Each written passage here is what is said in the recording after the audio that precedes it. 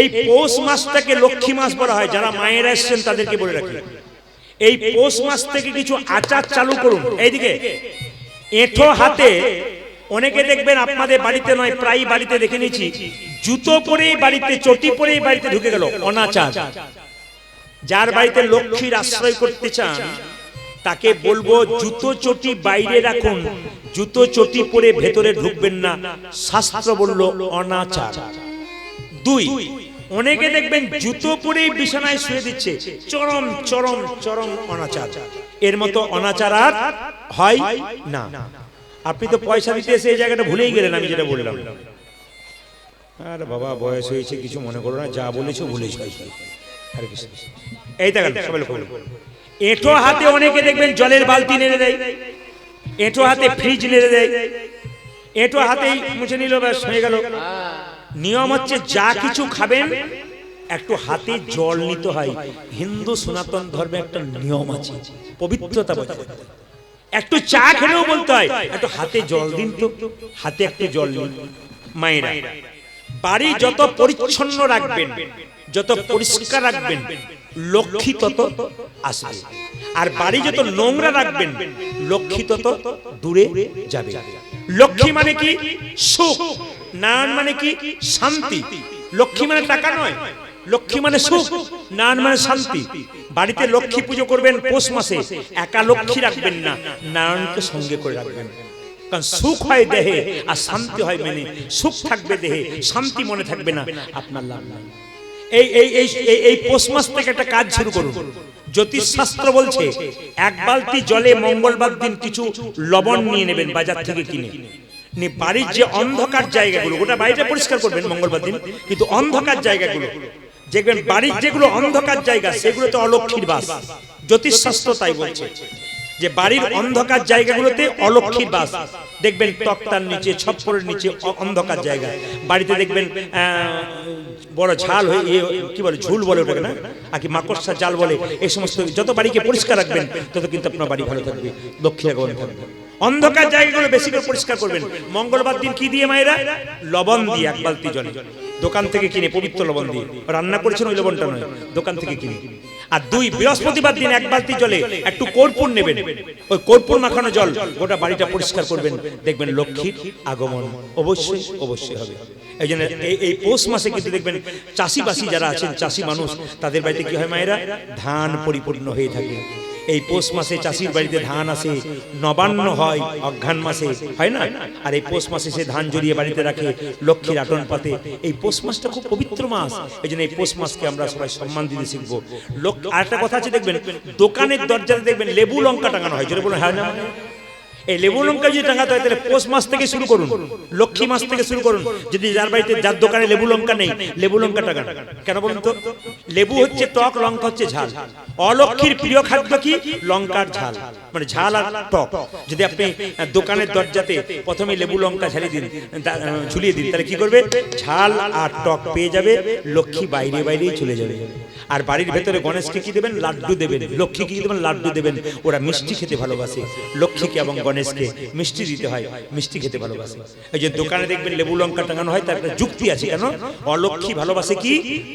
টক এবং ঝাল, ওই যে লেবু লঙ্কা টাঙিয়ে দেওয়া হয় দোকানের মধ্যে, যেমন টক ঝালটা বাইরে পেয়ে পালিয়ে যায়, দোকানের ভেতরে যেন ঢুকতে না পারে। এটা আমাদের সনাতন ধর্মের মানুষের বিশ্বাস আছে, বিশ্বাসের উপরে কিছু কাজ হয়, এটা বিশ্বাস। আর দ্বিতীয় কি মায়েরা? না, বাড়ির ভেতরে গণেশকে এবং যিনি লক্ষ্মী আছেন তাকে আপনার একটু লাড্ডু দেবেন, মিষ্টি দেবেন, দেখবেন বড় উপকার হবে। বাড়িতে লক্ষ্মী মাসে আপনার কৃষ্ণ পুজো করবেন, কিন্তু মাথায় রাখবেন এই পৌষ মাসে যখন পুজো করবেন, শুরু করুন আপনার কি দিয়ে? কোন ফুল দিয়ে? আপনি সাদা ফুল দিয়ে কৃষ্ণকে পুজো করবেন, হলুদ ফুল দিয়ে কৃষ্ণকে পুজো করবেন, কিন্তু মাথায় রাখবেন ফুল কিন্তু জলে ডুবিয়ে কোনোদিন গোবিন্দকে দেবেন না। যে যেখানে বসে আছেন, যদি ফুল গাছ থেকে তুলে আপনি জলে ডুবিয়ে তারপর গোবিন্দকে দেন, মহা অন্যায় হয়। ফুলের উপর জল ছিটিয়ে তারপর দিতে হয়, এটা শাস্ত্রের নিয়ম। ফুল তুললেন, ফুলের মধ্যে জল ছিটালেন, তারপর গোবিন্দকে দেবেন। আর কি মায়েরা? না, পাতাগুলোকে কিন্তু জলে ডুবিয়ে দিতে পারেন, তারপর গোবিন্দকে দিতে পারেন, কিন্তু ফুল জলে ডোবানো যাবে না। কোন ফুল দেবেন, কোথাকার ফুল দেবেন না সবাই লক্ষ্য করুন। ভগবানকে ফুল দেবেন না, শ্মশান ঘাটে ভালো ফুল গাছ আছে ওই ফুলটা তুলে আপনি দেবেন না। নোংরা জায়গায় ফুল গাছ আছে ওই ফুল গোবিন্দকে দেবেন না। তবে হ্যাঁ, ফুল গাছ থেকে ফুল যখন তুলবেন আপনাকে পৌষ মাস থেকে শর্ত করতে হবে কি, যে ফুল গাছ থেকে ফুল যখন তুলবেন ফুল গাছকে বলে ফুল তুলতে হয়, নইলে পাপ হয়। কাউকে না বলে নিলে চুরি করা হয় না, জোরে বলে হ্যাঁ না? তাহলে ফুল গাছ থেকে ফুল তুলবেন, শাস্ত্র বলেছে গলায় কাপড়টা দিয়ে বলতে হয়, হে বৃক্ষ মাতা, তুমি যে বক্ষ বিদীর্ণ করে ফুল দিয়েছো, এই ফুল গোবিন্দ সেবায় দেবো, যেন নিজ গুণে তুমি আমাকে ক্ষমা করে দিও। যদি এই কথা বলতে না পারেন তাহলে গলায় কাপড়টা নিয়ে ফুল গাছকে প্রণাম করবেন, তারপর সেই ফুল তুলে আপনি গোবিন্দকে দেবেন, দেখবেন লাভ হবে। এই পৌষ মাসটা আপনারা সবাই মানবেন। এই দুটো বছরে দুবার নতুন বছর হয়, একটা পয়লা জানুয়ারি, একটা পয়লা বৈশাখ, তাই তো? জোরে বলুন হ্যাঁ না? আপনারা যারা সারা বছর ভেবেছেন কৃষ্ণ সেবা করব, কৃষ্ণ ভজন করব, কিন্তু পারেন নাই, প্রতিজ্ঞা করে নিন কাল সকালবেলা থেকে স্নান করে আমি ভগবানের ভক্ত হয়ে যাব, ন্যায্য মতো গুরুমন্ত্র জপ করব, ভগবানের সেবা করব, আমার জীবন যেন সুন্দর হয়। নতুন বছর নতুন দিন, খোকা নাচে তা দিন দিন, একটা কথা আছে না?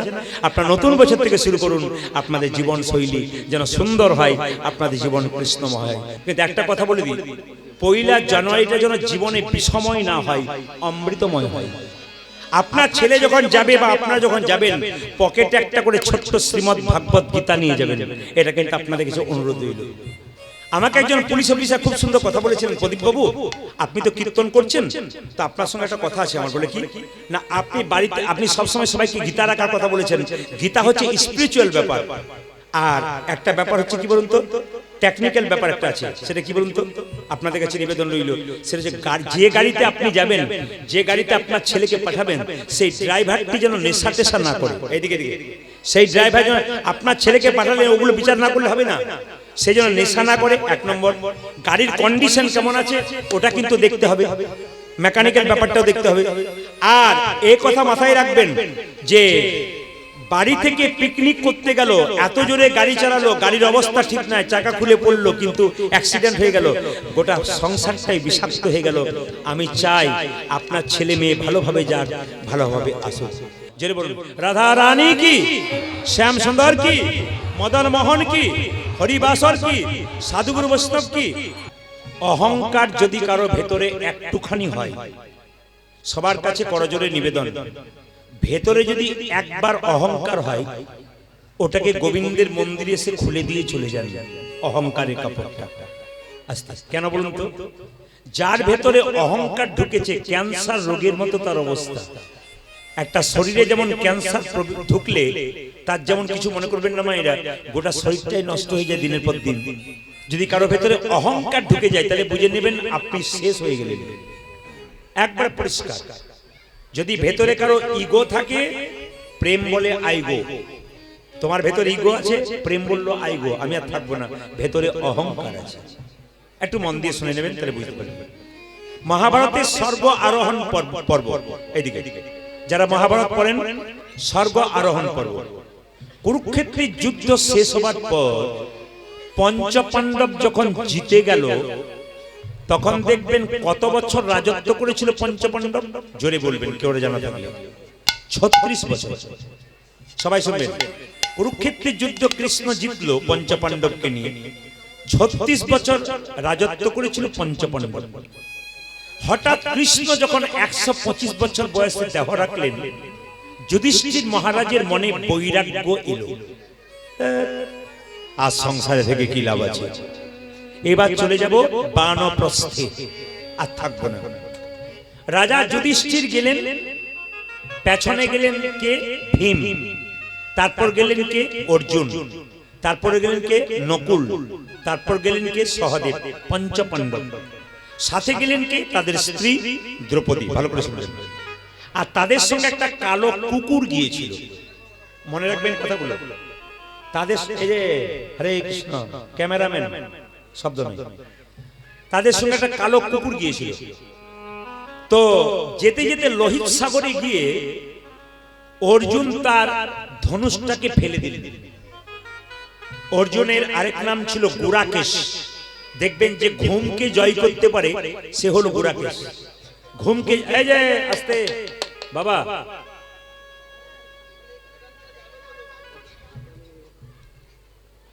আমি আপনাদের বলছি, শব্দ করবেন না। অর্জুনের আরেক নাম ছিল গুড়াকেশ, কেন ঘুমকে জয় করেছিল। আর অর্জুনের আরেক নাম ছিল সব্যসাচী। সব্যসাচী কাকে বলে মায়েরা? যখন ছেলের নাম সব্যসাচী রাখবেন একটু মাথায় রাখবেন, সব্যসাচী মানে কি? যার দু হাত সমান তালে চলে তাকে সব্যসাচী বলা হয়। অর্জুনের কিন্তু দুটো হাত একসঙ্গে চলতো, দু হাতে ধনুষ চালাতে পারত। লোহিত সাগরে ফেলে দিয়ে চলে গেলেন। যাচ্ছেন মেরু পর্বতের উপর দিয়ে, রাজা যুধিষ্ঠির আগে যাচ্ছে, ভীম পরে যাচ্ছে, তারপর যাচ্ছে কে? অর্জুন, তারপর নকুল, সহদেব, একটা কালো কুকুর, দ্রৌপদী। হঠাৎ পাহাড় থেকে দ্রৌপদী আছাড় খেয়ে নিচে পড়ে গেল। আর যেই না নিচে পড়ে গেল, দ্রৌপদীর মৃত্যু হয়ে গেল। কিচ্ছু করার নেই, দ্রৌপদী মারা গেল। ভীম জিজ্ঞেস করছে যুধিষ্ঠিরকে, দাদা দ্রৌপদী মারা গেল কেন?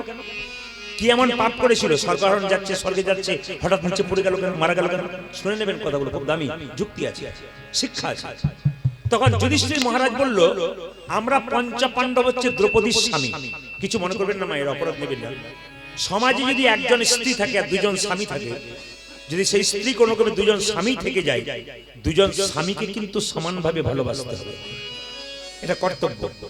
দ্রৌপদী কিন্তু পঞ্চপাণ্ডবের মধ্যে সবাইকে সমানভাবে ভালোবাসা দেওয়া উচিত ছিল, কিন্তু দেয় নাই। সবচাইতে বেশি ভালোবেসেছিল কাকে বলুন তো?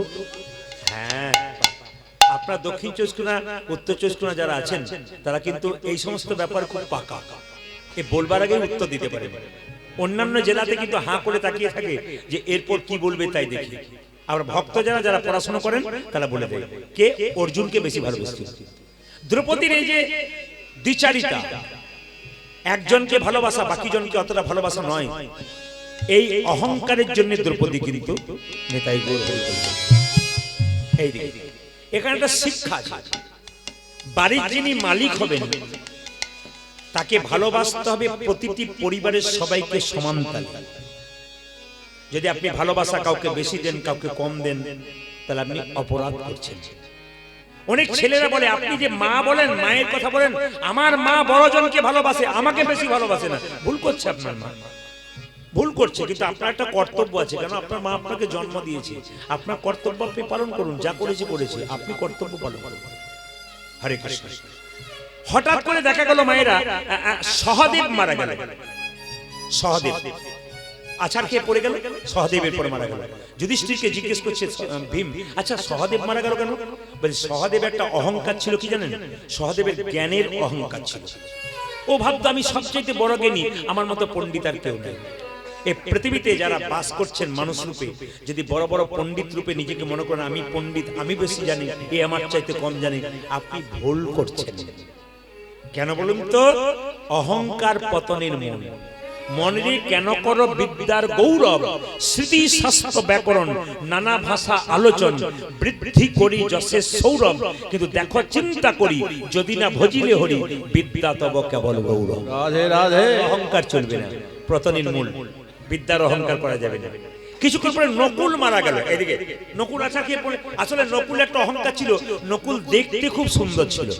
মায়েরা আমি তো দেখেছি, কিছু মনে করবেন না, প্রায় জায়গাতে কীর্তন করতে যাই, বাড়িতে বাড়িতে বাসা হয়, কীর্তন শুনতে যাওয়ার আগে অনেক মা রংটা কালো, সে আবার পাউডার নিয়ে এমনি এমনি করে, আবার দেখবেন কত রকম করে, এগুলো দেখি আর। তো লক্ষ্মী নারায়ণকে বলছে, দেখো রংটা কালো দিলাম, আবার পাউডার দিয়ে চুনকাম করছে। নারায়ণ বলছে, লক্ষ্মী নারায়ণকে যেন এই কথা বলেছে, নারায়ণ বলছে যতই ও পাউডার দিয়ে মাখুক, ধুয়ে দিলে কিন্তু ওই রংটাই বেরিয়ে চলে আসবে। মানে আমি যা দিয়েছি কোনো কিছু করার নেই। আমি আপনাদের বলতে চাই, রূপের অহংকার করবেন না। যদি কেউ মনে করেন আমি বেশ সুন্দর বা সুন্দরী, তাহলে আপনার বাড়ির দেওয়ালে আপনার দাদু ঠাকুমার ছবিটা দেখবেন, ওরা একদিন তোমার মতো ছিল, ওই জায়গায় পৌঁছেছে। তোমার যদি ভাগ্য ভালো থাকে ওই জায়গায় পৌঁছাবে, দেখবে তোমার চেহারাটা কোথায় যায়। আপনার শুনলে চমকে যাবেন। আমি কয়েকদিন আগে জলপাইগুড়িতে ছিলাম, একটি 27 বছরের মেয়ে, এত সুন্দর দেখতে, এত সুন্দর চেহারা। যে বাড়িতে আমার বাসা, পুলিশ অফিসার সেখানে চাপ দিয়ে দাঁড়িয়ে আছে, প্রচুর ভক্ত গানের আগে ঢুকবার জন্য, প্রণাম করার জন্য তৈরি হয়েছে, প্রায় 200-250 মানুষ দাঁড়িয়ে আছে। তো পুলিশ অফিসার বলছে এখন ঢুকতে দেওয়া হবে না, গান হয়ে যাক, তারপর দেখবো আমি পারমিশন দিই কিনা। হঠাৎ তিনি বাইরে বেরিয়ে একজনের সঙ্গে কথা বলেছে, বলছেন একজনকে আপনাকে দেখা করতে হবে। বললাম কি? পাঠিয়ে দিই। এলেন, দেখলাম একটা 27 বছরের মেয়ে, খুব সুন্দর দেখতে, চোখের নিচে একটু কালি পড়ে গেছে, দেখে মনে হচ্ছে সুন্দরী খুব। তিনি আমাকে প্রণাম করে বললেন, বাবা আমার যে দুরারোগ্য ব্যাধি ধরেছে তাতে আমি চলবার পথে। বললাম বুঝতে পারলাম না। বলছে আমার ক্যান্সার হয়েছে। একটি মাত্র 3 বছরের বাচ্চা, ওই মেয়েটার ক্যান্সার হয়েছে, এত সুন্দর দেখতে, সঙ্গে সঙ্গে শরীর আস্তে আস্তে কালোর দিকে যাচ্ছে, স্টেজ 2। এখন বলছে আমি বাঁচবো তো? আমরা গোবিন্দের কাছে প্রার্থনা করো, ভগবানের লীলা, যদি ভগবানকে ভালোবাসতে পারো, ভগবান এমন কিছু নাই যে করতে পারে না, এগুলো আমাদের কোনো হাত নাই, খালি ঈশ্বরের কাছে প্রার্থনা করবো যে তুমি ভালো থাকো। ঈশ্বরের কৃপা যদি হয় অনেক কিছুই হয়, তুমি ভালো হয়ে যেতে পারো। সবাই লক্ষ্য করো মায়েরা, আমি আপনাদের বলবো, যারা মনে করে আমি খুব সুন্দর, এমন একটা রোগ নামক পোকা শরীরে ঢুকে যাবে, আপনার সুন্দরটা 1-2 মাসের মধ্যে শেষ হয়ে যাবে। তাই যে যা পেয়েছেন গোবিন্দের কৃপায়, সুন্দর হন আর যা হন, ভাববেন ভগবান যেটা দিয়েছে সেটা নিয়ে সন্তুষ্ট থাকবেন, অহংকার করবেন না। যেটা নকুলের ছিল বলে নকুল মারা গেল। কিছুক্ষণ পরে মারা গেল কে? অর্জুন। পাহাড় থেকে পড়ে মরে গেল। ভীম যুধিষ্ঠিরকে জিজ্ঞেস করে, দাদা অর্জুন মারা গেল? বলছে অর্জুনের অহংকার ছিল যে আমি 2 হাতে তীর চালাতে পারি, তো আমার 2 হাত সমাহাত চলে, আমি একদিনে সব শত্রুকে দমন করব, কিন্তু পারে না। খালি মুখে ওই কথা বলতো, কিন্তু পারে না। এই অহংকারের জন্য মারা গেল। কিছুক্ষণ পরে ভীম গড়গড় গড়গড় করে পড়ে যাচ্ছে, আর মরবার আগে চিৎকার করে বলছে, দাদা আমি মরতে চলেছি কেন? বলে তুই মরছিস তার একটা কারণ আছে। বলে কি? যখন খাবার দেওয়া হতো তখন তুই সব খাবারগুলো আগে খাবার চেষ্টা করতিস, অন্যের কথা ভাবতিস না, অন্যের ভাগ তুই খেয়ে নিতিস।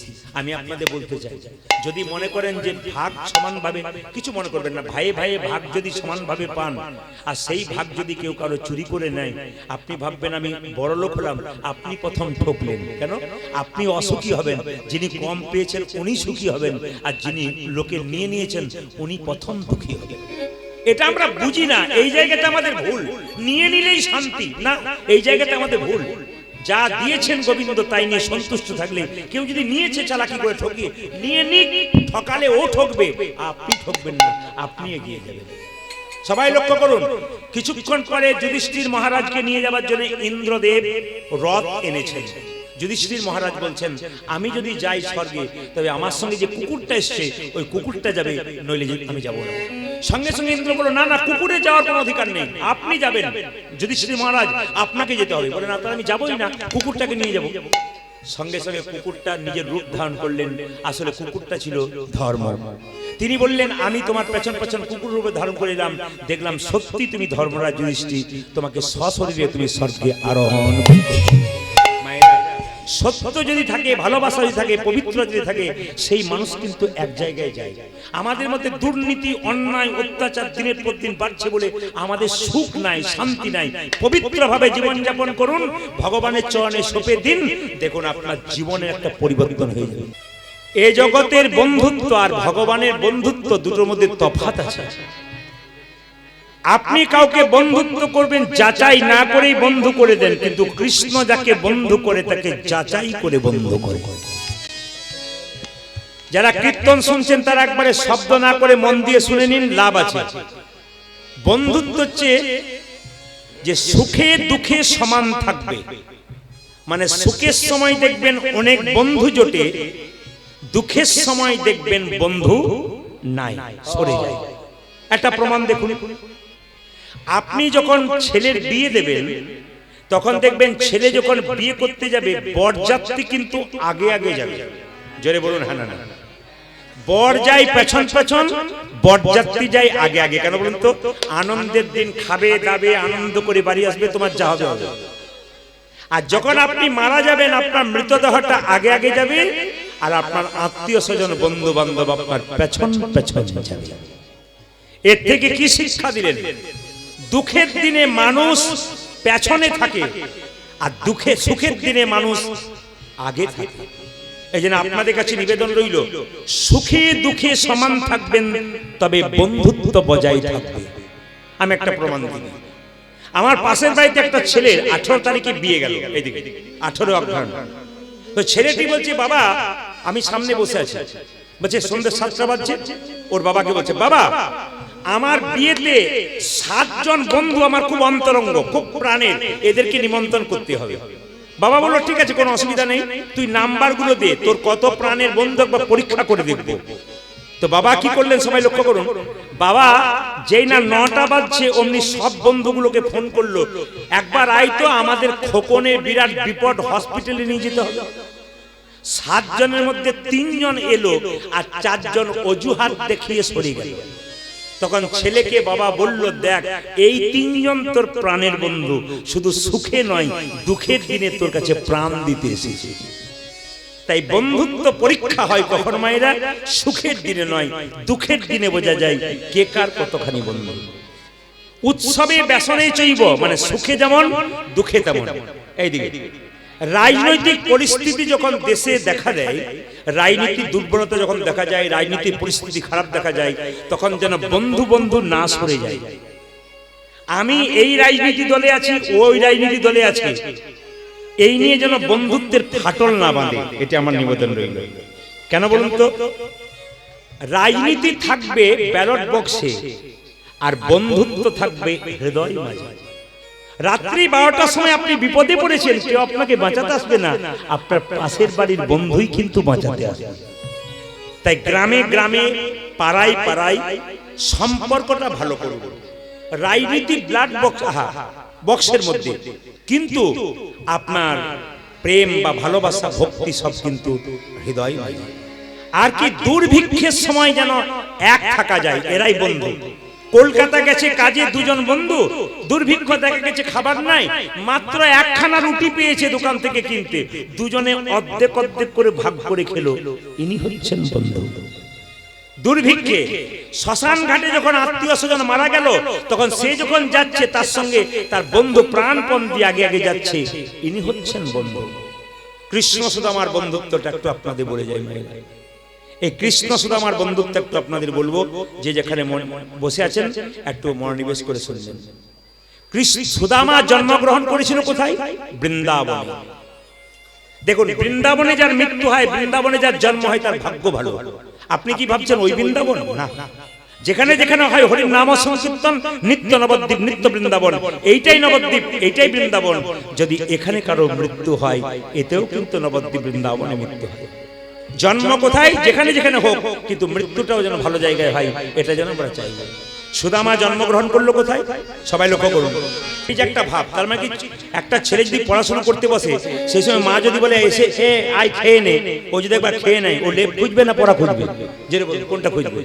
তা আপনারা যারা ভক্ত তাদের জন্য বললাম, প্রসাদ খাওয়ার ব্যবস্থা আছে, কিন্তু প্রসাদটা আপনার শেষে গ্রহণ করবেন। যারা প্রকৃত ভক্ত কীর্তন শুনবেন, প্রসাদ গ্রহণ করবেন। জোরে বলুন, সুদামা বিপ্রভি। এই সময় যে যে উঠবে তাকে বোঝা যাবে উনি কিন্তু কীর্তন শুনতে আসেন নাই, খেতে এসেছেন। না, প্রসাদ পাবেন, প্রসাদ সবাই পাবেন, কিন্তু কীর্তনটা শুনে নিন। যাদের দূরে বাড়ি তাদের ছেড়ে দিন। যেটা বলুন, সুদামা বিপ্র কি? সুদামা বিপ্র কি? তেতার ভরত এসে সুদামা হলো। একটু জেনে নিন, তেতা যুগে রামচন্দ্র কত বছর জন্য বনবাসে গিয়েছিল? জোরে বলুন মায়েরা। 14।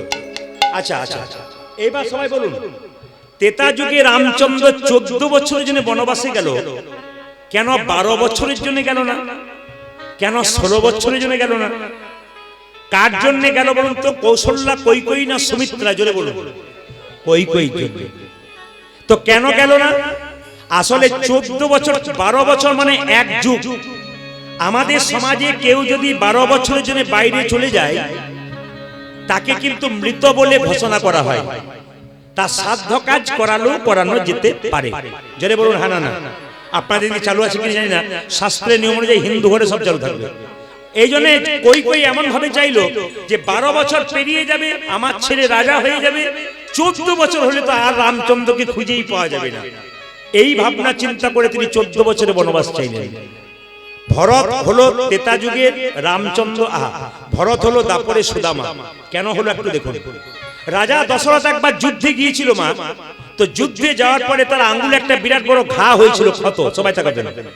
তো আঙ্গুলের ঘাটা ভালো হচ্ছে না, কবিরাজ বলল তোমার আঙ্গুলের ঘা ভালো হচ্ছে না, একটা কাজ করলে ভালো হবে। বলে কি? তোমার তো 3 জন স্ত্রী আছে, কৌশল্যা, কৈকেয়ী, সুমিত্রা। এদের মধ্যে যে মুখ দিয়ে আঙ্গুলটা চুষে চুষে লালা দিয়ে তোমার আঙ্গুলটাকে পরিষ্কার করতে পারবে, তোমার আঙ্গুল কিন্তু ভালো হয়ে যাবে। তাহলে মায়েরা, স্বামীর যদি আঙ্গুলে ঘা হয় আর স্ত্রীকে যদি বলে যে তুমি মুখের ভেতর ঢুকিয়ে লালা দিয়ে পরিষ্কার করো, আপনারা পারবেন তো? এখন দু চারজনকে হ্যাঁ হ্যাঁ দেখলাম, আবার দু চারজনের মুখটা দেখলাম, আমি টেস্ট করে দেখলাম, আবার দু চারজন যেন অরুচি হবে, এমনি দেখালো ভাব না না, তাহলে দেখতে হবে কি বলে হ্যাঁ আমি আমার স্ত্রীরা আমাকে খুব ভালোবাসে, বিশেষ করে কৌশল্যা সুমিত্রা তো ভালোবাসে। আজকে সমাজে যাকে মনে করেন আমাকে সমাজে বাড়িতে খুব ভালোবাসে, সেই দেখবেন পরে আপনার সঙ্গে বেঈমানি করে, আর যাকে ভাবেন ভালোবাসে না সে কিন্তু আপনাকে শেষে আপনার পাশে দাঁড়ায়। এ প্রমাণ। কৌশল্যা রাজা দশরথ বলল আমার আঙুলটা পরিষ্কার করে দাও লালা দিয়ে। স্বামী আমি সবকিছু পারবো, আঙুলটাকে আমি পরিষ্কার করতে পারবো না, আমার লালা দিয়ে আমি অন্য কিছু যা বলবো সব করবো, আমি আমার মুখের মধ্যে ঢুকিয়ে লালা দিয়ে পরিষ্কার করতে পারবো না। বেশ ঠিক আছে সুমিত্রা তুমি। স্বামী আমার ওই একই কথা, আমি পারবো না। বেশ ঠিক আছে। মনে মনে ভাবলো এবার তো কই কই না বলে দেবে, কই কই তুমি। স্বামী আমি তোমার আঙুল মুখে দিয়ে লালা দিয়ে পরিষ্কার করে দেবো। একই তুমি? হ্যাঁ। স্ত্রীর সবচাইতে দামি জিনিস হলো স্মৃতির সিঁদুর হাতের শাখা। মায়েরা একটা সদবা নারীর সবচাইতে দামি জিনিস স্মৃতির সিঁদুর আর হাতের শাখা। এই যে দুর্গা পূজার সময় সিঁদুর খেলা করেন, আমি খুব একটা খুঁজে পাই না কোথায় লেখা আছে সিঁদুর খেলা। সিঁদুর খেলাটা নিজে থেকে করেছেন কিনা জানি না, আমার ঠিক জানা নেই। সিঁদুর খেলা নয়, সিঁদুর ভক্তি ভরে নিতে হয়। সিঁদুর নিতে নিতে এক চিমটি সিঁদুর যদি মাটিতে পড়ে যায় স্বামীর আয়ু ক্ষয় হয়, শাস্ত্র বলছে। এই যে সিঁদুর যত্ন করে নিতে হয়, সিঁদুরকে ভক্তির, কারণ আপনি ব্রাহ্মণ সাক্ষী করে অগ্নি সাক্ষী করে সিঁদুর নিয়েছেন, সিঁদুরটাকে পবিত্রভাবে নিতে হয়। এক চিমটি সিঁদুরের যে কি দাম, আপনার পাশের বাড়িতে যে মেয়েটা বিধবা হয়েছে তাকে দেখে বুঝবেন এক চিমটি সিঁদুরের কত দাম। দাঁত থাকতে দাঁতের মর্ম কেউ বোঝে না, দাঁত চলে গেলে বুঝতে পারে দাঁতের কি দাম ছিল। স্বামী আপনার সামনে কত যে দামি এটা আপনি বুঝবেন কখন, যখন আপনার কাছ থেকে চিরকালের জন্য সরে যাবে। যতক্ষণ থাকবেন ততক্ষণ বুঝবেন না। শুধু স্বামী বললে ভুল হবে, একজন স্ত্রীও স্বামীর কাছে যত দামি, একজন স্বামীও স্ত্রীর কাছে ঠিক ততখানি দামি। শুনবেন মায়েরা, স্বামী স্মৃতির সিঁদুর হাতের শাখা, তুমি ছাড়া তো থাকবে না, তাই তোমার আমি সমস্ত আঙুলের ঘা পরিষ্কার করে দেবো। সবাই লক্ষ্য করুন, আঙুলটাকে মুখে ঢুকিয়ে ঢুকিয়ে এক সময় কই কই তার রোগ ভালো করে দিল। রাজা দশরথ চিৎকার করে বলল কই কই তুমি যা করলে না, তোমার ঋণ তো আমি শোধ করতেই পারবো না। তবে একটা কথা তোমাকে বলি, তুমি সময় মতো দুটো বর চেয়ে নিও, যা চাইবে দেবো। স্বামী তোমার সেবা করলো তার জন্য আমার বরের কি আছে, পাওয়ার কি আছে? আমি স্বামী সেবা করবো, চাইবার কি আছে? তুমি তো আমার পরম পতি। না আমি কিছু চাইবো না। আরে বাবা সময় মতো চেয়ে নিও, আমি তোমাকে দেবো বললাম তো, সময় মতো চেয়ে নিও। সবাই লক্ষ্য করবো। রাম একদিন রাজা দশরথ সিংহাসনে বসে আছে, দেখছে রাজমুকুটটা বাম দিকে হেলে গেছে, মুকুটটা রাজার মুকুটটা, আর এখানকার চুলগুলা পেকে গেছে। দেখবেন বয়স হবার প্রথম লক্ষণ দেখবেন এখানকার চুল কিন্তু পাকবে। যারা এখানে কীর্তন শুনতে এসছেন, যখনই দেখবেন আপনার এখানকার চুলগুলো প্রথম পাকলো, তখন বুঝবেন আপনার কিন্তু আস্তে আস্তে বয়স হয়েছে। রাজা দশরথ আয়না নিয়ে দেখছে চুল পেকেছে আর রাজমুকুটটা হেলে গেছে। আচ্ছা বাবা কিছু মনে করবেন না, রাজমুকুটটা বলতে চাইছে দশরথ এবার তুমি ছেড়ে দাও, তোমার আর জায়গা নেই, রামচন্দ্রকে জায়গা দিয়ে দাও। আপনি কখন বুঝবেন যে আমার আর দায়িত্ব সংসারে শেষ, এবার আমার ছেলেকে দিতে হবে? আস্তে আস্তে। আপনি কখন বুঝবেন যে আপনার ছেলেকে দায়িত্ব দিতে হবে, আপনার দায়িত্ব শেষ? প্রমাণ দেখুন। সারা জগতের মালিক কৃষ্ণ ভগবান, কিন্তু সংসারে একজন মালিক আছে। সরকার থেকে এলে যদি বলা হয় এ সংসারে মালিককে, একজনের নাম কিন্তু বলতে হবে। যেটা বলুন হ্যাঁ না না, আপনার নাম বলতে হবে একজন। তা আপনি বলবেন আমি মালিক এ সংসারে, আমি তো রাজা এ সংসারে। আপনার রাজমুকুট কখন হেলে গেছে আপনি বুঝবেন? আপনি যখন রোদে গরমে পরিশ্রম করে বাড়ি আসবেন গ্রীষ্মকালের দিনে, আপনার বৌমাকে এক গ্লাস জল চাইবেন, যখন 1 ঘন্টা পর 1 গ্লাস জল আসবে, তখন বুঝবেন আপনারও রাজমুকুট হেলে গেছে।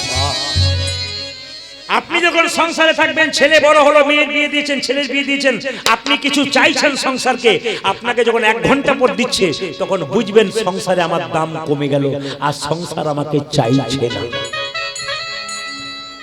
সবাই লক্ষ্য করুন, রাজা দশরথ রামচন্দ্রকে রাজা করবেন কাল সকালে বলে দিলেন, রাজ্যাভিষেক হবে রামচন্দ্র। কই কই ফুলের মালা গাচ্ছিল রামের গলে পরাবে বলে, একটি মেয়ে কই কই কানে কানে, কই কই কি কি করছিস? মালা গাঁচ্ছি। কার জন্য? রামের জন্য। কি জন্য? রাম রাজা হবে। রাম রাজা হবে তো তোর কি গেল? কেন? কৌশল্যা হবে রাজমাতা, তুই তো ভিখারিনী হবি, তাহলে আমি করবো কি? এই দেখ এই দেখ এই দেখ এই দেখ, ফুলের মালা কথা বন্ধ কর, বরং রাম রাজা হবে।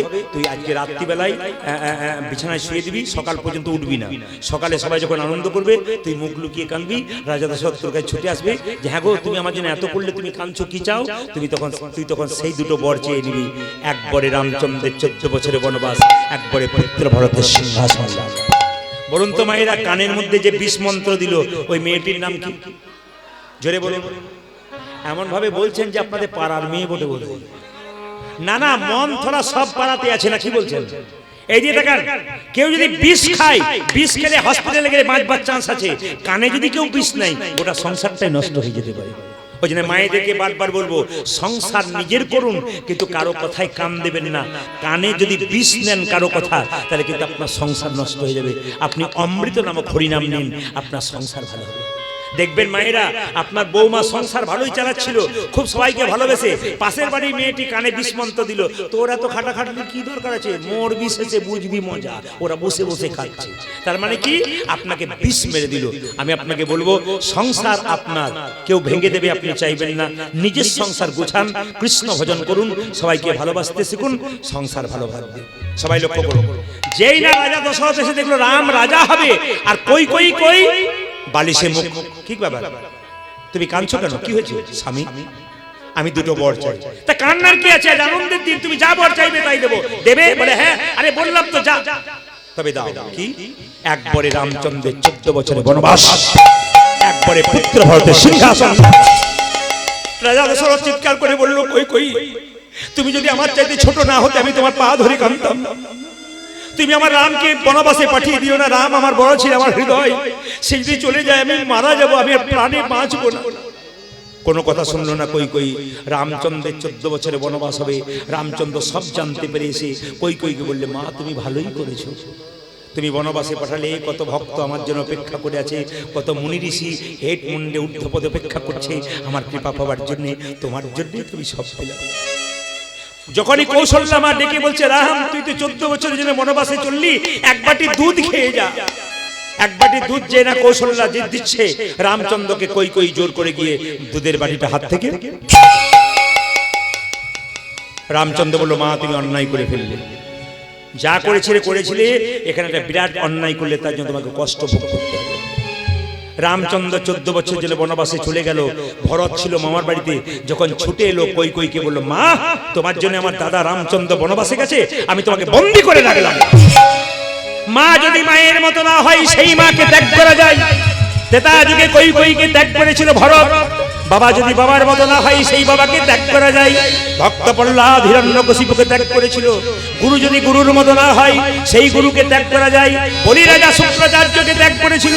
যদি ঠিক মতো মনের মতো না হয়, কৃষ্ণ ভজনে বাধা দেয়, তবে তাকে ত্যাগ করা যায়। রামচন্দ্র 14 বছর জন্য বনবাসে চলে গেল। বাবা রাজা ভরত চিৎকার করে বলল, দাদা তুমি আমাকে রাজার দায়িত্ব দিয়েছ, আমি সিংহাসনে বসবো না। ভাই 14 বছরের জন্য পিতৃ সত্য পালন করবার জন্য এসেছি, তোকে যেতে হবে। না দাদা, আমি কোনো মতে, তুমি থাকতে, তুমি আমার দাদা, বাবার অবর্তমানে দাদা হয় বাবা, তোমাকে কিন্তু যেতে হবে। না না আমি যাব না, আমার পালন করতে হবে 14 বছর, যে আমি যেতে পারবো না। তবে দাও দাদা, তোমার ওই খরম যুগল আমায় দাও। ওই খরম যুগল নিয়ে গিয়ে সিংহাসনে বসিয়ে রাখবো, আর নিচে কুশাসনে বসে আমি রাজকার্য পরিচালনা করব। রামচন্দ্র 14 বছর পর বনবাস থেকে আসবে। বিমাতা কই কইকে বন্দি করে রেখেছে। বিমাতা কই কই কেঁদে কেঁদে বলছে, রামচন্দ্র তুই যখন বনবাস থেকে আসবি, দেখ এক হাতে নবনীর ভাণ্ড, এক হাতে বিষের ভাণ্ড নেব। তুই যদি আমায় মা বলে ডাকিস, নবনীর ভাণ্ডটা তোর মুখে তুলে দেবো। আর যদি মা বলে না ডাকিস, তাহলে বিষের ভাণ্ডটা মুখে নিয়ে আমি তোর চরণ তলে প্রাণ বিসর্জন করবো। তবু তো বুঝতে পারবো ভগবানের চরণে আমার মৃত্যু হয়েছে। ভগবান রামচন্দ্র মনে মনে ভাবলেন, মা এই জগতে যে আমাকে ভালোবাসে, শত্রুতা করেও ভালোবাসে, আমি তাকে কাছে টেনে নিই। রামচন্দ্র 14 বছর যেন বনবাসে আছে, আর বিমতে কই কই যাচ্ছে। রামচন্দ্র ফিরে আসছে 14 বছর বনবাস থেকে। রামচন্দ্র মাকে জড়িয়ে ধরে বলল, মা তুমি কেমন আছো? বিমাতা কই কই কেঁদে কেঁদে বলল, ওরে রাম তুই তো আমার গর্ভে জন্ম নিস নাই, তুই কথা দে আমার গর্ভে জন্ম নিয়ে আমার স্তনদুগ্ধ পান করে তুই আমার মনোবাসনা পূর্ণ করবি। ভগবান রামচন্দ্র বললেন, মা গো, এই যুগে তো হলো না, আগামী দাপরে আমি কংসের কারাগারে কৃষ্ণ হবে, তুমি হবে দৈবকী, তোমার গর্ভে জন্ম নেব, কিন্তু তোমার স্তনদুগ্ধ পান করতে পারবো না। কেন জানো? যেদিন 14 বছর জন্য বনে যাচ্ছিলাম, তুমি মায়ের হাত থেকে আমার হাত থেকে দুধের বাটি কেড়ে নিয়েছিলে, এই দুধ আমি তোমার দুগ্ধ পান করব না। তখন কই কই জিজ্ঞেস করেছিল, আমি যখন দৈবকী হব, তুই যখন কৃষ্ণ হবি, তুই যখন আমার কাছ থেকে চলে যাবি। একজন মা যখন বাচ্চাকে জন্ম দেয়, সেই বাচ্চা যদি মরে যায় বা বাচ্চাকে কেউ নিয়ে চলে যায়, মায়ের দুগ্ধ আপনা আপনি ঝরে। দৈবকী বলল, আমার দুগ্ধ যে মাটিতে পড়বে ওটার কি অবস্থা হবে? কৃষ্ণ বলল, মা গো, রামচন্দ্র বলল, মা গো, কথা দিলাম, আমি যখন কৃষ্ণ হব, তুমি যখন দৈবকী হবে, আমি যখন চলে যাব তোমার কাছ থেকে, তোমার দুগ্ধ মাটিতে পড়বে, যে মাটিতে দুগ্ধ পড়বে সেই মাটিতে চিড়ের মালসার মাটি তৈরি হবে। এই যে চিড়ের মালসা, এটা কোথা থেকে তৈরি হয়েছিল? ওই চিড়ের মালসার মাটি তৈরি হবে। তবে কথা দিলাম, বলে কি, ওগো মা, আগামী কলিযুগে তুমি হবে সচী মাতা, আমি হব গৌর হরি, তোমার মনের বাসনা পূর্ণ করব, তোমার গর্ভে জন্ম নিয়ে তোমার স্তনদুগ্ধ পান করি। সঙ্গে সঙ্গে রামচন্দ্র যখন বনবাস থেকে এলো, দেখতে পেল ভরত বসে আছে নিচে, আর তার চরণ যুগল আছে সিংহাসন। ভরতকে বলল, ভরত রে, তুই যে আমার জন্য এত করেছিস, তুই যে আমার জন্য এত করেছিস, রাধে রাধে, আমি তোকে কথা দিলাম, আগামী দাপরে যখন আমি কৃষ্ণ হব, তুই এই যুগে আমার ভাই হলি, তুই যেন বন্ধু রূপে জনম নিবি। ও তুই বন্ধু রূপে জনম নিবি, বন্ধু রূপে জনম নিবি। ও তুই বন্ধু রূপে জন্ম নেবে, তারপরেতে সুদামা হবি, বন্ধু রূপে জনম নিবি। ওই যে যাব রে সুদামা হবে, বন্ধু রূপে জনে মনে, ওদের তারপরেতে সুদামা হবি, বন্ধু রূপে জনে ওদের মনে, তারপরেতে সুদামা হবি, বন্ধু রূপে জনে মনে, বন্ধু রূপে জন্ম নেবে। কৃষ্ণ সুদামা ছোট অবস্থায় গোষ্ঠে গিয়ে খেলা করছে, প্রত্যেকদিন নতুন নতুন খেলা। একদিকে কৃষ্ণ ছোট অবস্থায় খেলছে, আর সুদামা দুই বন্ধু হয়ে গেছে, রামচন্দ্র কৃষ্ণ হয়েছে আর ভরত হয়েছে সুদামা। খেলা করছে 26 জন বন্ধু নিয়ে, 24 জন বন্ধু কৃষ্ণ এবং বলরাম নিয়ে 26 জন। কিভাবে খেলছে, কিভাবে খেলছে মায়েরা? কানাই খেলিছে বিনোদ খেলা গো, কানাই খেলিছে বিনোদ খেলা, কানাই খেলিছে বিনোদ খেলা গো, কানাই খেলিছে বিনোদ খেলা, কানাই খেলিছে বিনোদ খেলা গো, কানাই খেলিছে বিনোদ। ও কানাই খেলিতে বিনোদ খেলা গো, কানাই খেলিতে বিনোদ খেলা। কোটি তটে ঘটি গায়ে রাঙা মাটি, কানাই গাজে রাঙ্গা মাটি, কোটি তটে ধটি, গায়ে রাঙা মাটি, কোটি তটে আমার কালি রাঙা মাটি, কোটি দটে তটি, গলে দলে বনমালা গো, গলে দলে বনমালা। কানাই খেলিতে বিনোদ খেলা গো, কানাই খেলিছে বিনোদ খেলা, ও কানাই খেলিতে বিনোদ খেলা গো, কানাই খেলিতে বিনোদ খেলা। প্রিয় বলরাম শ্রীরাম সুদাম, আজ প্রিয় বলরাম সীতাম সুদাম, প্রিয় বলরাম শ্রীরাম সুদাম, উজারে প্রিয় বলরাম সীতাম সুদাম। সখাগণ সবে মেলি গো, আজ সখা গণ সবে মেলে, কানাই খেলিছে বিনোদ খেলা গো, খেলিছে বিনোদ খেলা, ও কানাই খেলিতে বিনোদ খেলা গো, কানাই খেলিতে বিনোদ খেলা।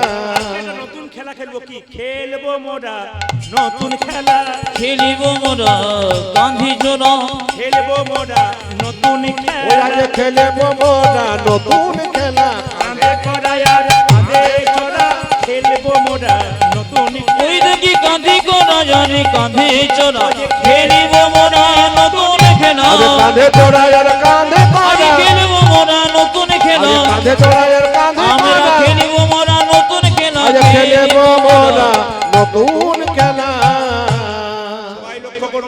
হরিনামের খেলার মধ্যে আনন্দ আছে, কিছু মনে করবেন না। এ জগতে যে মদ খায় তার মতো আনন্দময় পুরুষ আর নাই, যতক্ষণ খায় ততক্ষণ। তবে আপনাদের এখানে এসে একটা খুশি হলাম, এইদিকে দিকে আপনাদের এখানে খুশি হলাম, একজন বলল দাদা সব জায়গায় যা পাবেন পাবেন, আমাদের এখানে কোনো মাতাল নাই। আপনাদের হাসিতেই বুঝতে পারছি পার্টি আছে, আপনাদের এখানে বুঝতে পারছি হাসিতেই বুঝতে পারছি পার্টি আছে। একজন তো মাঝে বসে বলছে আমি খাই, ধন্যবাদ জানাই। শুনে রাখুন, শুনে রাখুন। তবে আপনাদের এলাকাতে যে 2-4 জন আছে তার প্রমাণ কিন্তু আমি পেয়ে গেছি, এদিকে এদিকে প্রমাণ পেয়ে গেছি। আমি যখন কীর্তন করতে ঢুকছিলাম ফোনের মাধ্যমে আসছিলাম, যেই না গ্রামটা থেকে একটু দূরে আছি, ঢুকবো আর মাঝখানটাতে একজন আমাকে গাড়িটা আটকে বলছে আপনি প্রদীপ বাবু না? আমি তখনই বললাম পার্টি আছে। বলছে আপনার তো আজকে এখানে গান আছে, চণ্ডী মাতার মন্দির আমার কাছে আছে। আমার আপনি সকাল থেকে কি আরম্ভ করেছেন? বলছে একটু না খেলে একটু না খেলে আনন্দ হয় না, আপনি একটা কবিতা বলুন। বললাম কবিতা তো আমার জানা নাই। উনি বলছেন আমি বলবো। বললাম 2 লাইন বলো, বেশি বলার দরকার নেই। উনি কি বলছেন দেখুন, আপেলে পোকা, দুধে জল, বিড়িতে শক্তি আর মদে বল। বাবারে কি পাকা পাটি! হ্যাঁ পাকা পাটি। তবে আমি কেন বললাম বলুন তো, উনি কিন্তু কীর্তন শুনতে এসেছেন, আমাকে খালি এসে থেকে এরকম এরকম করছেন বলেই বললাম, মানে এসেছেন। উনি বলেছিলেন 1 লাইন কবিতা আপনাকে বলতে হবে, আমার আসরে বলে দেবো, অসুবিধা নেই। তো ওনার জন্য বলি, যিনি খেয়ে এসেছেন বা সারাদিন খান, উনি দাঁড়িয়ে আছেন, উনি যেহেতু কবিতা বলতে বলেছেন, আমি 1 লাইন বলি। খাবে জেডি, ফুলবে বডি, আর শ্মশান তোমার জন্য রেডি। মানে যে মদ খায় সে শুধু মদ খায় না, মদ ওকে খায়। আপনি যতই বলুন ওকে বারণ করতে পারবেন না, যতই খোঁচা দেন কেন, ও তো বন্ধু করে নিয়েছে। আবার অনেকে দেখবেন কিরকম কথা বলে, আমাকে বন্ধুরা খাইয়ে দিয়েছে। আচ্ছা বলুন তো, যে মদ খাওয়ায় সে কখনো বন্ধু হয়? জোরে বলবেন। আপনি মদের গ্লাস নিয়ে মাতাল হয়ে পড়ে আছেন, যে ছেলেটি এসে আপনার হাত থেকে বোতলটাকে নিয়ে কেড়ে ফেলে দিল, তিনি হচ্ছেন বন্ধু। আর যে মদ খায় না, তার হাতে যদি জোর করে মদ ধরিয়ে দিল, উনি বন্ধু নন, উনি শত্রু। উনি যেমন নিজের সংসারকে ধ্বংস করেছেন, আপনার সংসারটাকে ধ্বংস করতে চাইছেন। তাই যদি তাকে আপনি বন্ধু মনে করেন, তাহলে আপনি ভুল করছেন। সবাই লক্ষ্য করবেন। আজকে নতুন খেলা খেলবো। কি খেলা? আজকে 26 জন ছেলে আছি, সখার আছে। কৃষ্ণ বলছে বট গাছ থেকে 26টা পাতা পাড়া হবে, একটা পাতার মধ্যে ছিদ্র করে দেওয়া হবে, পাতাগুলোকে মিশিয়ে দেওয়া হবে, সবার চোখে একটা করে কাপড় বেঁধে দেওয়া হবে। এর মধ্যে ছিদ্র করা পাতাটি যে পাবে সেই কিন্তু চোর হবে। আর যে চোর হবে তার কাঁধে সবাই একবার করে চাপবো, তাকে একবার নিয়ে যেতে হবে, নিয়ে আসতে হবে। বলুন তো মায়েরা, কে চোর হতে পারে? কার কপালে ছিদ্র পাতা পড়তে পারে? জোরে বলুন। আমার না এলেও হতো, আপনাদের সব জানা আছে। এই দেখুন কার কপালে পড়ে, দেখুন কার কপালে পড়ে। এখন যেই না পাতাগুলোকে মিশিয়ে দিয়েছে, চোখে কাপড় বেঁধেছে, এক এক করে। এই তুই কি পেয়েছিস? এই তুই কি পেয়েছিস? হ্যাঁ আমারটা ভালো। আর তুই কি পেয়েছিস? হ্যাঁ ভালো তোরটা পেয়েছি। ভালো। এই রে, আমার তো ছিদ্র করা পাতা। সবাই মিলে বলছে কৃষ্ণ চোর, কৃষ্ণ চোর, কৃষ্ণ চোর, কৃষ্ণ চোর। কৃষ্ণ বলছে চুপ, আমাকে চোর বলছিস? আমি যখন ব্রজগোপীদের বাড়ি থেকে নবনী চুরি করি, আমি একা খাই, তোরা খাস না? যে চুরি করে সেও চোর, আর যে চুরি করা জিনিস খাই সেও চোর। তোরা তো সবাই চোর, আর চোর চোর করছিস। আচ্ছা ঠিক আছে। কৃষ্ণ মনে মনে ভাবছে সুদামারে, ভক্ত তো আমার চরণ ধরি কাঁদি, আমি তো কোনদিন ভক্তির চরণ পাই না, কোনদিন চরণ পাই না। সব ভক্ত আমার চরণে ধরে বারবার কাঁদি, কিন্তু আমি তো ভক্তির চরণ কোনদিন পাই না। ওরে সুদামারে, আমি তোকে প্রথম কাঁধে চাপাবো, তুই যে আমার ভরত ভাই, তুই আমার জন্য এত করেছি, আমি যদি কিছুই করতে না পারি, তবে যে গীতাতে আমি প্রতিজ্ঞা করেছি, যে যথামাং প্রপদ্যন্তে তাং ততৈব ভজাম্যহং, মমাবৎমানুবর্তন্তে মনুষ্য পার্থ সর্বস্যা। যে আমায় যেমন ভাবে ভালোবাসে, আমি তাকে তেমন ভাবে ভালোবাসি। সুদামা সুদামা আয় আয় আয়, তুই প্রথমে কাঁধে চাপবি। মায়েরা, সুদামাকে যেই না কাঁধে নিয়েছে, সবাই তাকান, সুদামাকে যেই না কৃষ্ণ কাঁধে নিয়েছে, এক পা এই দিকে এক পা এই দিকে, কৃষ্ণ বলছে সুদামা রে, তুই তোর দুটো চরণ আমার বক্ষে দে। যেই না সুদামা দুটো চরণ বক্ষে দিয়েছে, কৃষ্ণ ছুটতে ছুটতে যাচ্ছে, কৃষ্ণের চোখের জল সুদামার পায়ের উপরে পড়েছে। সুদামা কেঁদে কেঁদে বললে, কানাই রে, আমি বুঝতে পেরেছি তুই তো প্রতিদিন সবার কাঁধে চাপিস, আজ তোর কাঁধে চেপেছি বললে তোর বড় কষ্ট হচ্ছে। কৃষ্ণ বলে, না রে কানাই, এ তো আনন্দের কান্না, আনন্দের কান্না। কান্না দুর্গম হয় একটা সুখের একটা দুঃখে। আমার আজ বড় আনন্দের দিন, আমি ভক্তকে কাঁধে করে নিয়ে যেতে পেরেছি। সুদামাকে যেই না জড়িয়ে ধরেছে, সুদামা বলছে, অত জোরে ছুটিস না ভাই, আমি পড়ে যাব যে। কৃষ্ণ বললে, জগতে যে জন আমাকে জোর করে ধরে রাখতে পারে, তার জীবনে পড়বার কোনোদিন ভয়।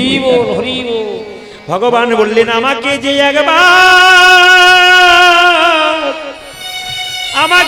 একবার জোর করে ধরতে পারে, তার তো ভয় খাবার কোনো উপায় না।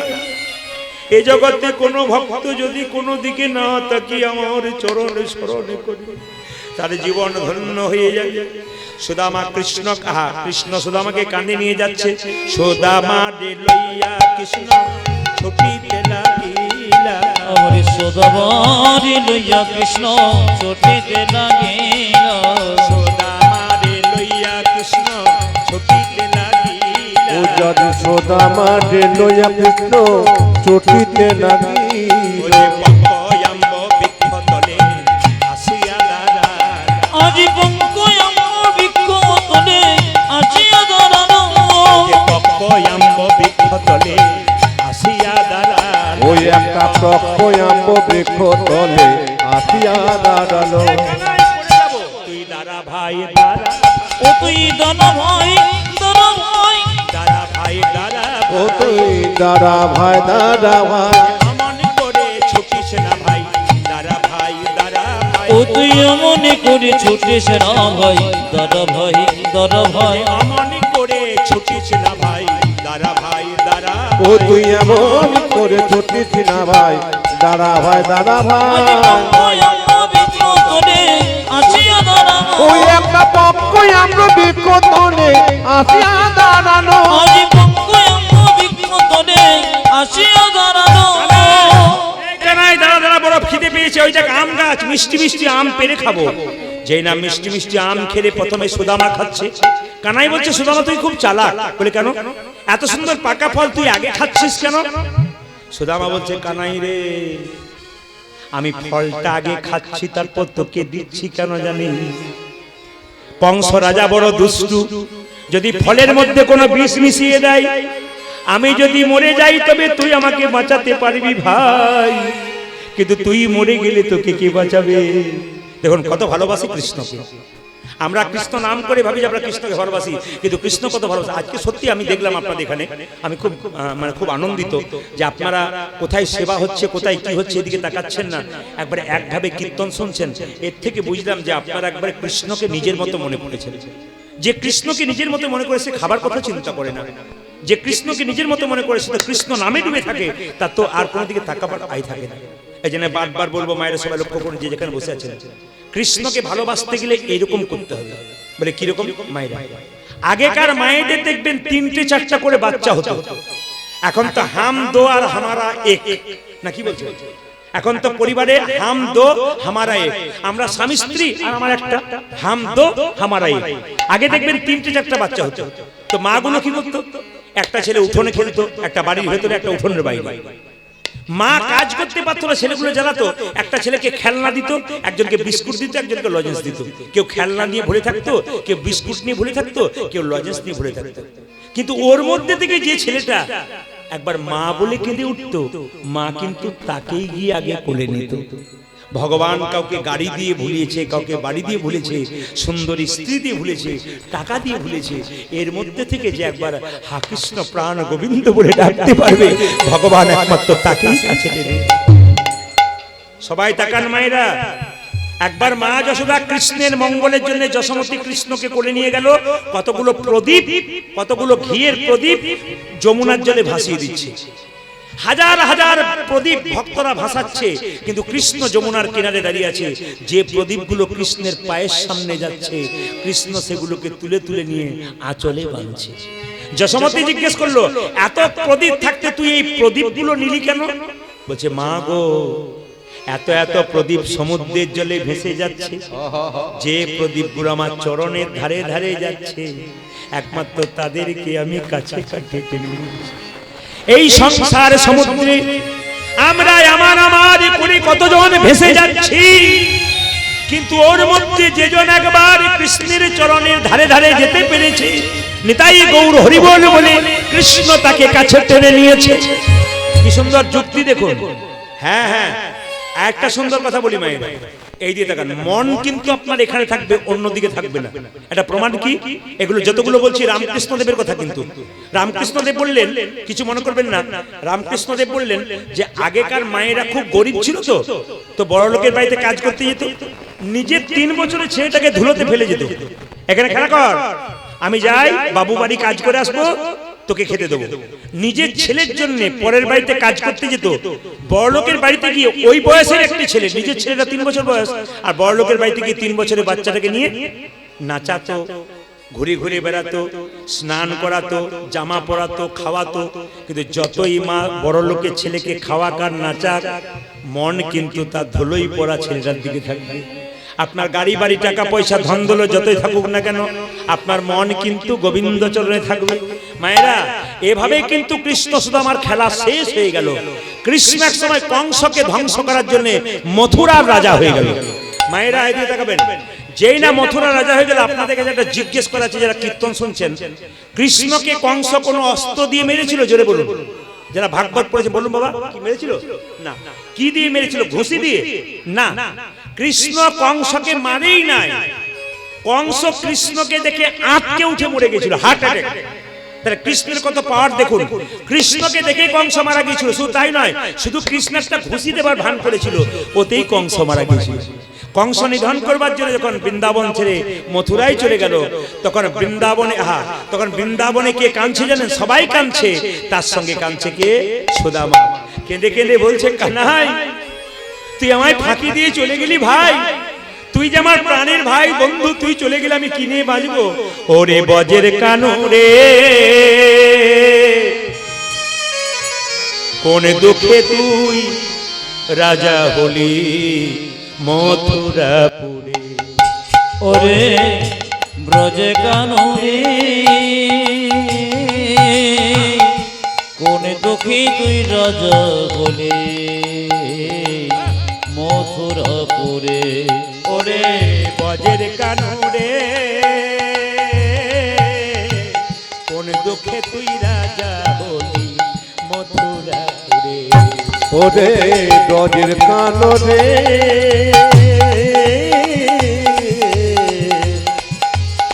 কোন দুঃখে তুই রাজা হলি মথুরাপুরে। আর কি ফিরে আসবি না ভাই বৃন্দাবন মাঝে? কানাই রে, কানাই রে,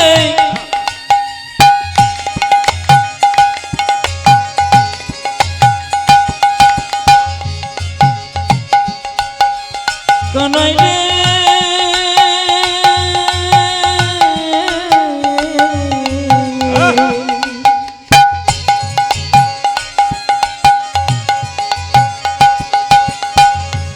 কানাই রে,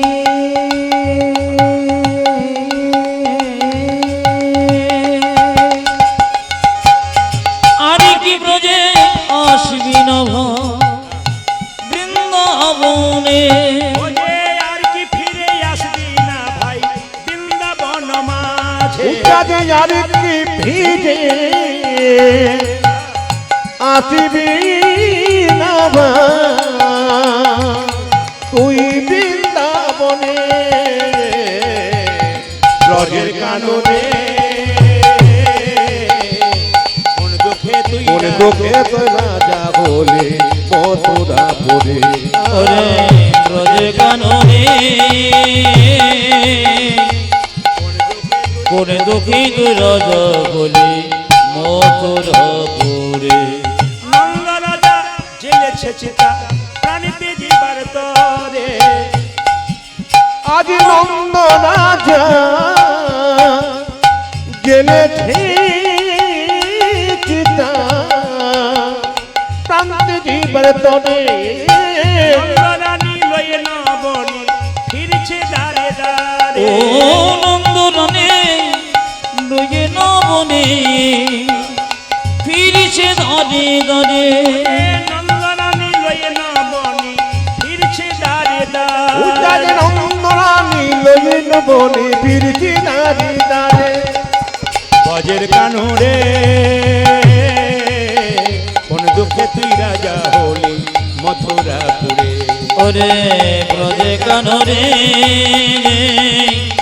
কোন দুঃখী তুই রাজা বলি মথুরাপুরে আজ কোন দুঃখে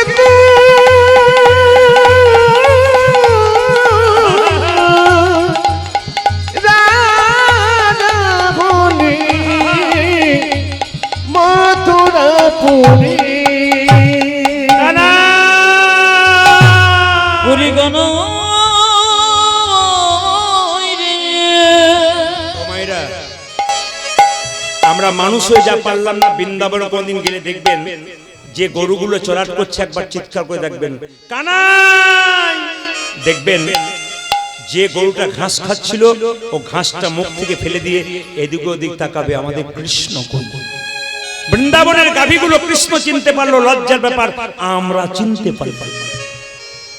সুদামা খাই না, এক পাশে পড়ে থাকে, মা বলে সুদামা সামান্য কিছু খেয়ে নে, মরে যাবি বাবা। না, আমার কৃষ্ণকে এনে দাও, আমার কৃষ্ণ মথুরা রাজা হয়েছে, কৃষ্ণ চাই, কৃষ্ণ চাই। যদি কেউ কৃষ্ণ কৃষ্ণ বলে তবে কৃষ্ণ তাকে দেখা দেয়, সে শত্রু রূপে হোক আর বন্ধু রূপে হোক, সবাই থাকে না। আচ্ছা বলুন তো, কৃষ্ণকে যশোমতী লালন পালন করেছে, দৈবকী জন্ম দিয়েছে, কিন্তু কৃষ্ণকে কোলে নিয়ে মরতে পারে নাই। একজন কৃষ্ণ কোলে নিয়ে মরেছিল, তার নাম কি? জেনে বলুন তার নাম কি? দেখি আপনার কীর্তন তো বহুদিন শুনছেন, আস্তে আস্তে ধীরে। কৃষ্ণকে কোলে নিয়ে কে মরেছিল? পুতনা। পুতনা মনে নাই? জোরে বলুন। কৃষ্ণ কোলে নিয়ে মরে, এই যে এই যে এই যে টুম্পার মা, এই দিকে, এই বাবা রে কি ভক্তি এখনো চলছে আর কি। আমি আপনাকে বলছি, এই দিকে কি বললাম সবাই লক্ষ্য করুন। কৃষ্ণ কোলে নিয়ে মরেছিল কে? পুতনা। পুতনা বলেছিল কৃষ্ণ কই, কৃষ্ণ কই, কৃষ্ণ কই, কৃষ্ণকে মারবো, কৃষ্ণকে ধরবো। কেন? স্তনের মধ্যে বিষ মাখিয়ে মারবার চেষ্টা করেছিল।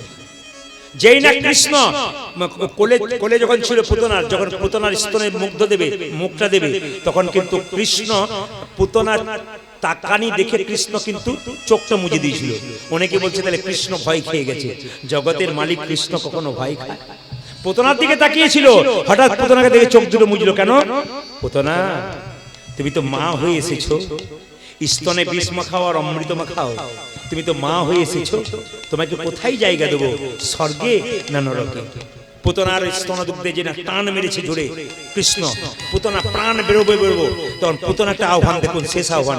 পুতনা কেঁদে কেঁদে বলছে, কৃষ্ণ আমি জানি তোমার হাতে আমি মরবো, তুমি যেভাবে স্তনদুগ্ধে টান মেরেছো আমার প্রাণটা বেরিয়ে যাবে, কিন্তু একটা শর্ত আছে, আমার প্রাণ বেরোবে না। বলে কি? আমি তোমার চোখের দিকে তাকাবো। পুতনা বলছে, আমি তোমার চোখের দিকে তাকাবো। চোখের দিকে তাকাতে তাকাতে আমার চোখ থেকে জল পড়বে তোমার পায়ে, আর তোমার পায়ে যখন চোখে জল পড়বে আমার, তখন তুমি আমাকে মেরো, তার আগে তুমি মেরো। পুতনা চাউনিটা দেখো, আমাদের কোন চাওয়া আছে? বলছে কৃষ্ণ আমি তোমার চোখের দিকে চেয়ে আছি, তুমি আমার চোখের দিকে চেয়ে আছো, আমি জানি তুমি আমাকে মেরে ফেলবে, আমি মরতে চাই, আমি মরবো তোমার হাতে, কিন্তু তোমার চোখের দিকে তাকিয়ে আছি, তাকাতে তাকাতে আমার চোখ থেকে জল পড়বে, আর সেই জল যখন তোমার চরণকে ধুয়ে দেবে তখন আমার প্রাণ বার করবে, তার আগে বের করবে। পুতনা মারা গিয়েছিল মা, কিন্তু পুতনার দেহটা অবাক হয়ে যাবেন, বিরাট দেহ তো, কেটে কেটে বিরাট দেহ কেটে কেটে চিতাতে পোড়ানো হয়েছিল। তো পুতনার দেহটাকে যখন টুকরো করে কাটা হয়েছিল, তখন পুতনার দেহ থেকে অমৃতের সেন্ট বেরোচ্ছিল, সুগন্ধ। কেন বলুন তো? পুতনা তো বিষ মাখিয়ে এসেছে, অমৃতের সুগন্ধ কেন? ভগবান তার সুন্দর মুখ দিয়ে, অমৃতের মুখ দিয়ে তার দুগ্ধ পান করেছে, এই জন্য গোটা শরীরটা তার অমৃত হয়ে গেছে। মায়েরা, এখানে একটা শিক্ষা আছে, যাদের ভেতরে এখনো অন্যায় আছে, অত্যাচার আছে, ভেতরে অনাচার আছে, আচার নাই, বিচার নাই, যদি কৃষ্ণের অমৃতময় সুধা পান করতে পারে, তবে তাদের ভেতর বাহির দুটোই কিন্তু নেতাই গৌর হরি বল সুন্দর। এই যে আপনারা কীর্তন শুনতে এসছেন, আপনাদের ভেতর বাহির দুটোই ভালো হয়ে যাবে যদি অমৃতময় কীর্তনের মানে কৃষ্ণের স্পর্শ আপনারা পান এবং পেয়ে গেছেন। সবাই লক্ষ্য করুন, যখন সুদামা খাচ্ছে না, মা বলছে খেয়ে নে, মরে যাবি না। আমি খাবো না, আমার কৃষ্ণ চাই, কৃষ্ণ চাই। কৃষ্ণ কংসকে ধ্বংস করে উজ্জয়িনীতে গেল, মধ্যপ্রদেশ উজ্জয়িনী, ওখানে গিয়ে গেল কি করতে? পড়াশোনা করতে, সন্দীপনী মুনি আশ্রমে।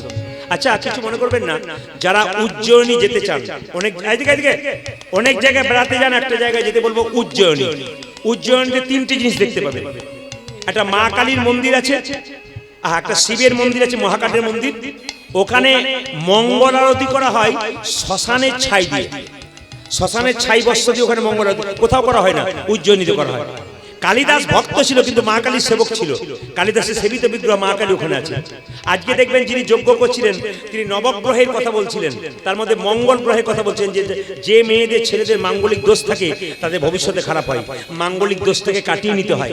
এটা কিন্তু উনি খুব সুন্দর বলছিলেন, আমি শুয়ে শুয়ে শুনছিলাম। তো সবাই লক্ষ্য করুন, উজ্জয়িনীতে গেলে দেখবেন মঙ্গল গ্রহের একটা মন্দির আছে, এবং ওখানে গিয়ে যদি কেউ পুজো দিতে পারে, ছেলে মেয়ে সবার মাঙ্গলিক দোষ কেটে যায়। উজ্জয়িনীতে খুব নামকরা মন্দির আছে। সেখানে সন্দীপন মুনির বিশ্ববিদ্যালয় ছিল, ওটাকে বিদ্যাশ্রম বলা হতো। বৃদ্ধাশ্রম নয়, যেখানে বুড়োরা থাকে, বয়স্করা থাকে, বিদ্যাশ্রম, বিদ্যা আশ্রম, যেখানে বিদ্যা শিক্ষা দেওয়া হয়। ওখানে কৃষ্ণ বলরাম পড়াশোনা করতে গেছে, আর সুদামার বাবা মোটু ব্রাহ্মণ মনে মনে ভাবলো, ছেলে তো আর বাঁচবে না, খাওয়া দাওয়া কিছু করছে না, আমি চলে যাই, ওই আশ্রমে গিয়ে আমার ছেলেকে ভর্তি করে দেবো। এখন গুরুদেবের নাম করতে করতে সুদামাকে নিয়ে তার বাবা চললো কোথায়? সন্দীপন মুনির আশ্রম। সবাই লক্ষ্য করুন, জয় গুরু, সবাই নিজের গুরুর নাম করুন, স্মরণ করুন, একটু হাত তালি দিন। জয় গুরু, জয় গুরু, গুরুদেবের জয়। আজি জয় গুরু, জয় গুরু, গুরুদেবের জয়। জয় গুরু, জয় গুরু, গুরুদেবের জয়। উজ্জাতে জয় গুরু, জয় গুরু, গুরুদেবের জয়।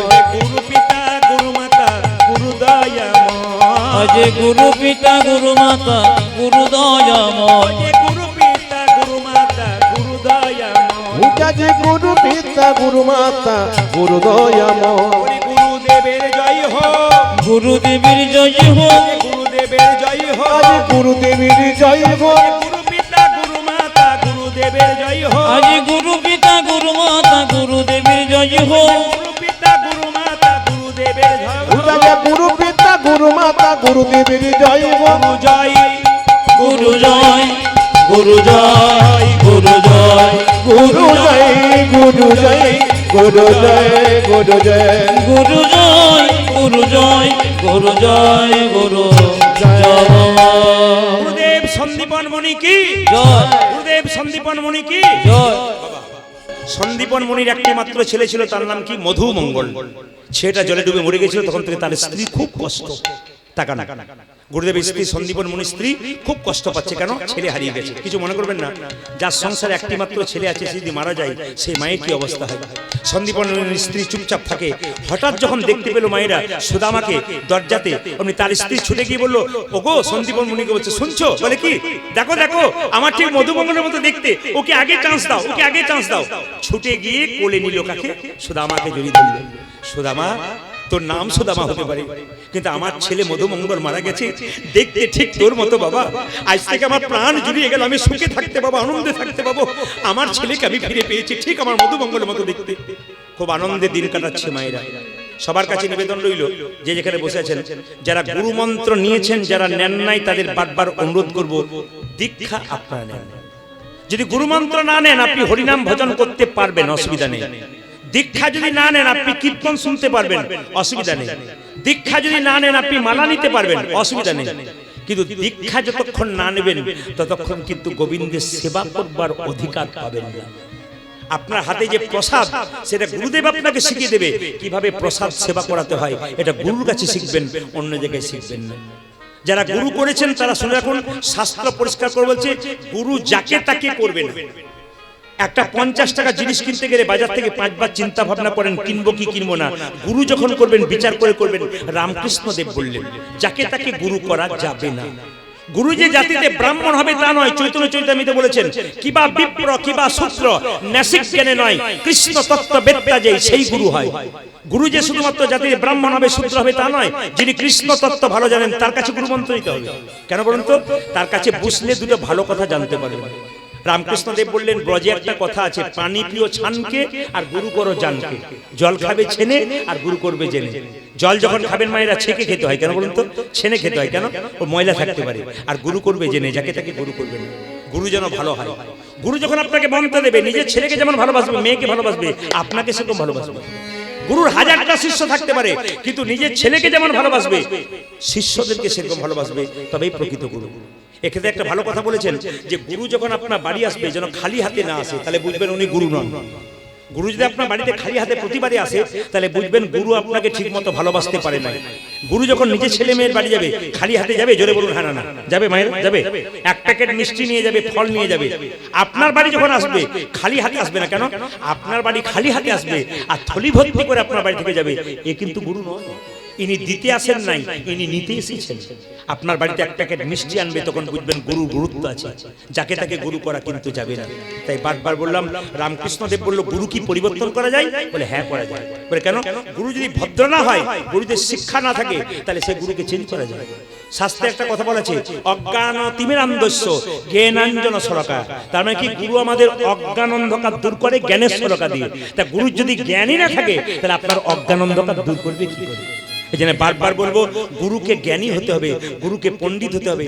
সেই গুরুর কাছে মন্ত্র নিয়ে আপনার লাভ আছে। কেন? আপনি একটা সমস্যায় পড়বেন, গুরুকে জিজ্ঞেস করলে সঙ্গে সঙ্গে বলতে না পারলে 5 দিন পরেও খুঁজে বলে দেবে ইনি হচ্ছেন পাকা গুরু। আর কাঁচা গুরু কাকে বলে? মন্ত্র দেবার যে আগে যে চুক্তি করে সে কাঁচা গুরু। 500 টাকা এক বস্তা চাল দিল, সোনা জিনিস দিবি, এ কাঁচা গুরু। মন্ত্র দিল, বাড়ি চলে গেল, আপনার বাড়ির দিকে মুখ করলো না, কাঁচা গুরু। পাকা গুরুকে? যিনি মন্ত্র দেবার আগে চুক্তি করে না, বলে যা দিবি তাই নেব, না দিবি তাই নেব, কোনো অসুবিধা নেই, তুই আমার ছেলে, আমি তোর বাবা, তোর তো সবকিছু আমার, আবার দিবি কি? ইনি হচ্ছেন কাঁচা গুরু। গুরুদেবের ছবি বাড়িতে রাখবেন, কিন্তু কৃষ্ণের ওপরে নয়, কৃষ্ণের সোজাতে নয়, কৃষ্ণের নিচে। কৃষ্ণের ছবি ওপরে থাকবে, তার নিচে গুরুদেবের ছবি থাকবে। গুরুদেবের ছবি কোনদিন কৃষ্ণের পাশাপাশি থাকবে না, কৃষ্ণের উপরে থাকবে না, কৃষ্ণের নিচে থাকবে। আপনি গোবিন্দের চরণে তুলসী পত্র দেবেন, রাধারানীর হাতে দেবেন, কিন্তু গুরুদেবের বক্ষে তুলসী পত্র দেবেন, কোনদিন পায়ে দেবেন না। তাহলে ভুল করছেন। এই কথাগুলো আপনারা মনে রাখবেন। আর যিনি গুরুমন্ত্র নিয়েছেন তখন মাথায় রাখতে হবে আমাকে 3 বেলার মধ্যে একটা বেলা সময় করে নিতে হবে যেন আমি গুরুমন্ত্র জপ করতে পারি। একটা সময় কিন্তু আপনাকে বার করতে হবে। এ কথা জানুন, যাকে আপনি গুরু করেছেন বলছে গুরু বিনা যেজন গোবিন্দ ভজে সে পাপী নরকেতে ভজে। আগে গুরুকে স্মরণ করতে হবে, গোবিন্দ ভজন করবে আগে। যে গুরু আপনাকে মন্ত্র দিল তাকে বসে বসে তার মুখটা স্মরণ করবেন, তাকে প্রণাম করবেন, তারপর আপনি গোবিন্দ ভজন করবেন, তবে কিন্তু আপনার মন্ত্র জপ করা হবে। তবে একটা প্রশ্ন আপনাদের করে যে উত্তর কিন্তু আপনারা শেষে দেবেন। আমরা সবাই কৃষ্ণ মন্ত্রে দীক্ষিত হয়েছি, কৃষ্ণ কোন মন্ত্রে দীক্ষা নিয়েছে আপনাদের কারো জানা আছে? আমরা সবাই কৃষ্ণ মন্ত্রে দীক্ষিত হয়েছে, কৃষ্ণ কোন মন্ত্রে দীক্ষিত হয়েছে এটা কিন্তু আপনাদের কাছে আমার জানা রইল। যদি কারো খুব ইচ্ছা থাকে শেষে জিজ্ঞেস করবেন, আমি বলে দিয়ে যাবো। আর যদি ইচ্ছা কারো না থাকে আমার বলার কোনো দরকার নেই। আর দ্বিতীয় একটা প্রশ্ন করে যাই, মেয়েরা বিয়ের সময় বাড়ি থেকে সবকিছু নিয়ে যায়, একটা জিনিস চিরকালের জন্য বাপের বাড়িতে ফেলে যায়, ব্যাপারটা কি? দেখি আপনাদের কেমন হিসাব আছে বুঝবো। মেয়েরা বিয়ের পরে সব জিনিস বাড়ি থেকে নিয়ে চলে যায়, একটা জিনিস বাড়িতে চিরকালের জন্য ফেলে যায়, ওটা কিন্তু কোনোদিনই নিয়ে যেতে পারে না। এখনকার যুগে আর হয় না, আগেকার যুগে ছিল। এখন তো হ্যালো আর গেল না, কি বলছেন? এখন তো হ্যালো আর গেল। মায়েরা সবাই লক্ষ্য করুন, সুদামার সঙ্গে কৃষ্ণের বন্ধুত্ব হলো, কি বললো? শিক্ষার উদ্দেশ্যে তথাই একত্রিত হইল। শিক্ষার উদ্দেশ্যে তথাই একত্রিত হইল। কৃষ্ণ সুদামাকে গুরু গৃহে পেয়ে কি আনন্দ! কৃষ্ণ এসেছিস, এই সুদামা তুই, কৃষ্ণ তুই, জড়িয়ে ধরলো। শিক্ষার উদ্দেশ্যে তথাই, আজ শিক্ষার উদ্দেশ্যে তখন একত্রিত হইল। শিক্ষার উদ্দেশ্যে তথাই একত্রিত হইল। আজ শিক্ষার উদ্দেশ্যে তথাই একত্রিত হইল। বহুদিন পরে সুদামা আনন্দ পাইল। আজ বহুদিন পরে সুদামা আনন্দ পাইল। বহুদিন পরে সুদামা আনন্দ পাইল। আজ বহুদিন পরে সুদামা আনন্দ হইল। আনন্দ আর ধরে না, আনন্দ ধরে না, আনন্দ আর ধরে ও তাদের আনন্দ আর ধরে না সখা পেয়ে বহুদিন আনন্দ আর ধরে না আজ সখা পেয়ে বহুদিনে আনন্দ হরি না সখা পেয়ে বহুদিন আনন্দ আর ধরে না সখা পেয়ে বহুদিন ও যে হরি হরি হরি আজ সখা পেয়ে বহুদিন হরি হরি হরি হরি সখা পেয়ে বহুদিন আজ হরি হরি হরি বলে বহুদিন আজ হরি হরি হরি বলে হরি সখা পেয়ে বহুদিন আজ হরি হরি হরি হরি সখা পেয়ে বহুদিন আনন্দ আর ধরে না আজ বহুদিন পরে সদমা আনন্দ পাইল আজ বহুদিন পরে সদামা আনন্দ হইল এইদিকে আপনি যখন ভগবানকে ডাকবেন ভগবান একবার আপনাকে দেখবে আপনি কেমন ডাকছেন এইদিকে যিনি ভগবানকে ডাকেন তার চাল ফুটে জল পড়ে যিনি ভগবানকে ডাকে তার ছেলের অসুখ হয় যিনি ভগবানকে ডাকেন তার বাজে বাজে ধাক্কা হয় ভগবান বলছে সোনা যখন কিনতে যাও দোকানে স্বর্ণকার পরীক্ষা করে দেখে যখন বিক্রি করতে যাবে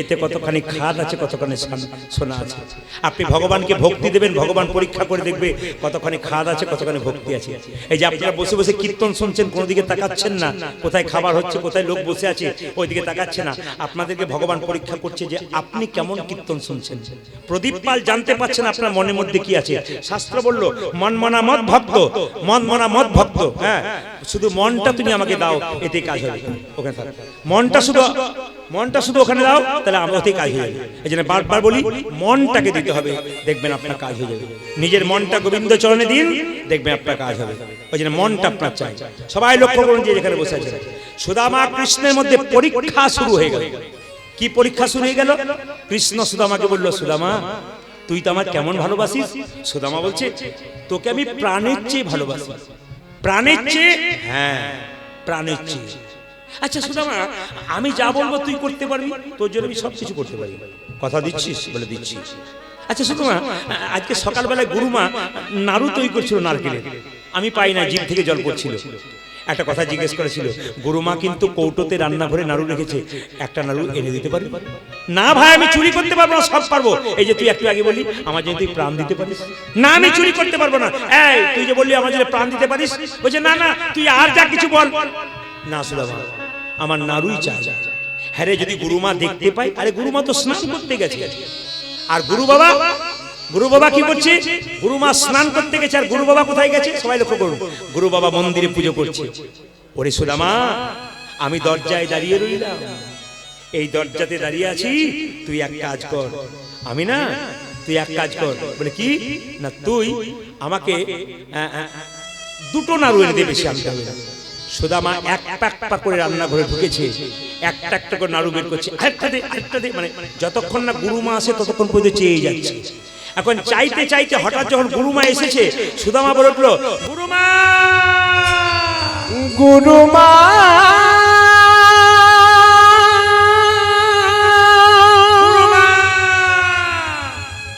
তুমি কি দেখো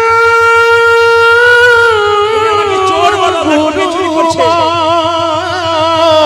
এত ভালোবাসো নিজের ছেলে মতো সে কি করেছে দেখো দুঃখী যাকে মধু মঙ্গল ভেবে আশ্রয় দিয়েছে বিশ্বাসঘাতকতা করেছে সেই সুদামার কাণ্ড দেখো সুদামা চোর সে চুরি করেছে ওই দেখো তাকিয়ে আছে কেমন গো গুরুমা গুরুমা চমকে উঠল গো গুরু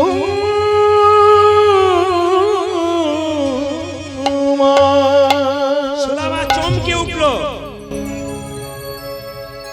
গুরুমা বলে উঠলো তোর লজ্জা করে না তোকে তোর গুরু বাবা জায়গা দিচ্ছ না আমি নিজের ছেলে বলে বুকে টেনে তোকে কাছে আনলাম আমার ছেলের মতো করে আর তুই চুরি করলি তোর লজ্জা করে না বেরিয়ে যা তুই তোমার সঙ্গে বিশ্বাসঘাতকতা বেরিয়ে যা যেই না বলেছে বেরিয়ে যা সঙ্গে সঙ্গে সুদামা এক হাতে নাড়ুটাকে নিয়ে দাঁড়িয়ে আছে কৃষ্ণের চোখের দিকে তাকিয়ে আছে গুরু বাবা সন্দীপন মুনি এসে বলছে না রে সুদামা তুই চুরি করতে পারিস না আমি জানি তোকে কেউ বলেছে কৃষ্ণ ইশারা করে বলছে বল আমি বলেছি সুদামা কোনো মতেই বলছে বল আমি বলেছি বল আমাকে চোর সাজা কৃষ্ণ বারবার ইশারা করছে সুদামা কিন্তু কোনো মতেই তাকাচ্ছে না সুদামাকে যখন গুরুদেব বলল তুই চুরি করেছিস বল তুই চুরি করিসনি গুরু বাবা আমি আমার জন্য নাড়ু চুরি করেছি দূর হয়ে যা তুই বিশ্বাসঘাতকতা করেছিস তোকে অভিশাপ দিলাম তুই ভিখারি হ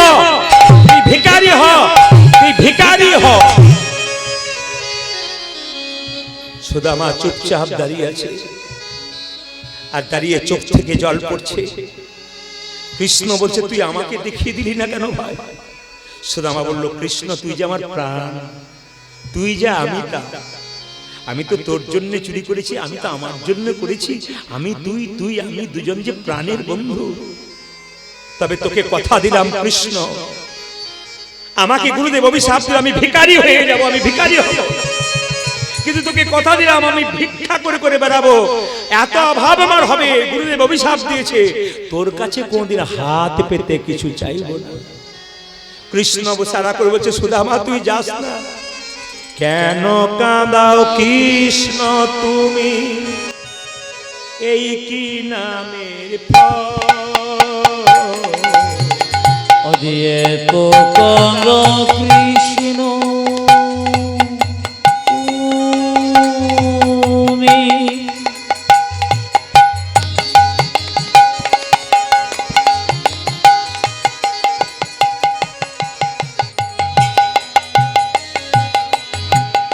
এই কি নামের ফল?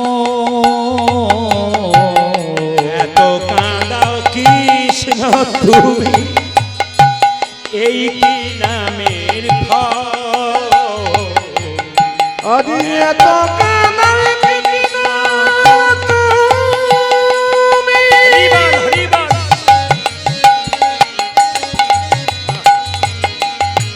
এক নামের ফল।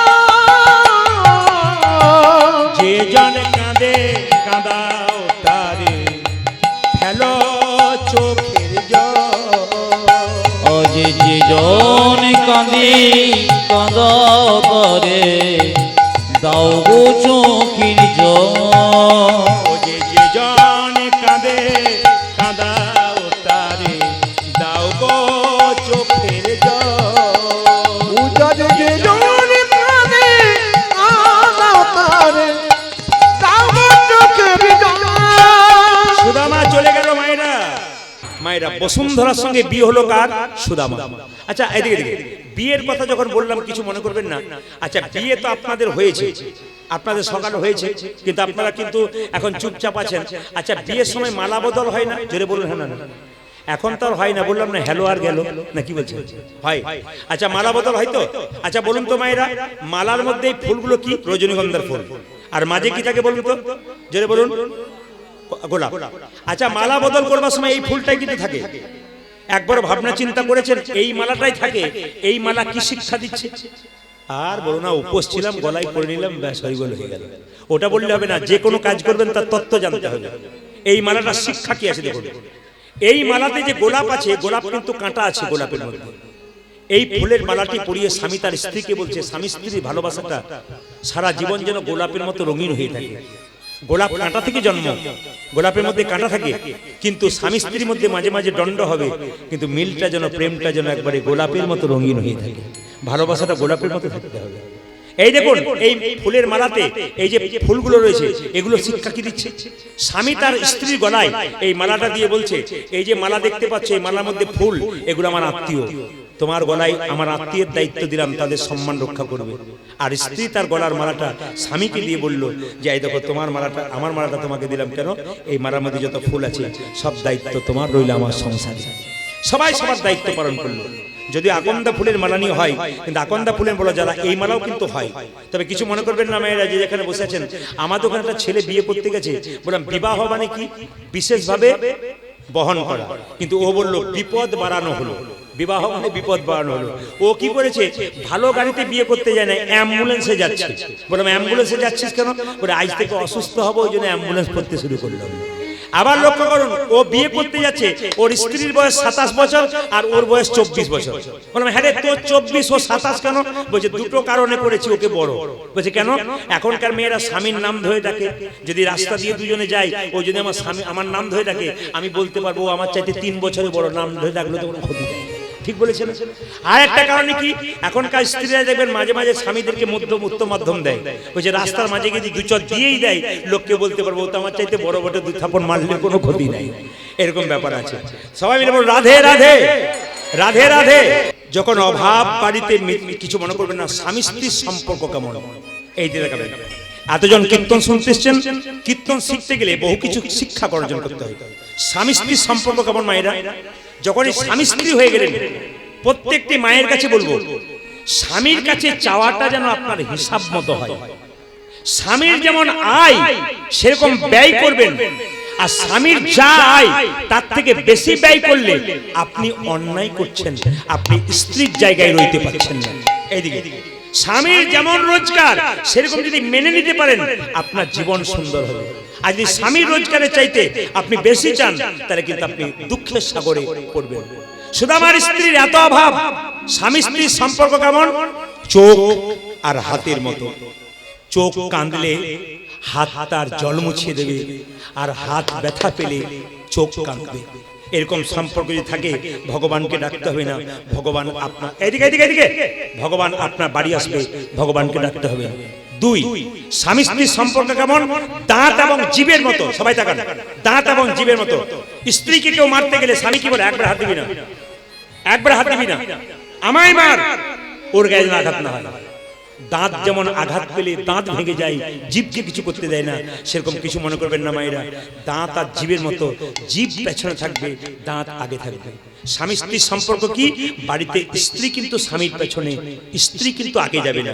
যে কোনো কর্মে স্ত্রী আগে যাবে না, স্ত্রী পেছনে থাকবে।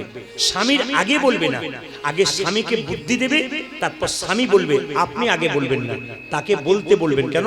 স্বামীকে অগ্রাধিকার দিতে হয়, এটা প্রত্যেকটা স্ত্রীর কর্তব্য আছে। মায়েরা, বিবাহ মানে এই নয় দুটো দেহের মধ্যে ছিনিমিনি খেলা। বিবাহ মানে এইটাই মনে করেছি দুটো দেহের মধ্যে ছিনিমিনি খেলা, তা নয়। বিবাহ মানে কি? ভালো ভালো কর্ম সম্পাদন করা। এই যে যজ্ঞ হচ্ছে, স্বামী স্ত্রীতে যজ্ঞ করলে যেগুলো লক্ষ্য করুন, স্বামীর পাশে স্ত্রীকে বসতে হয় যজ্ঞের সময়, যজ্ঞের জন্য।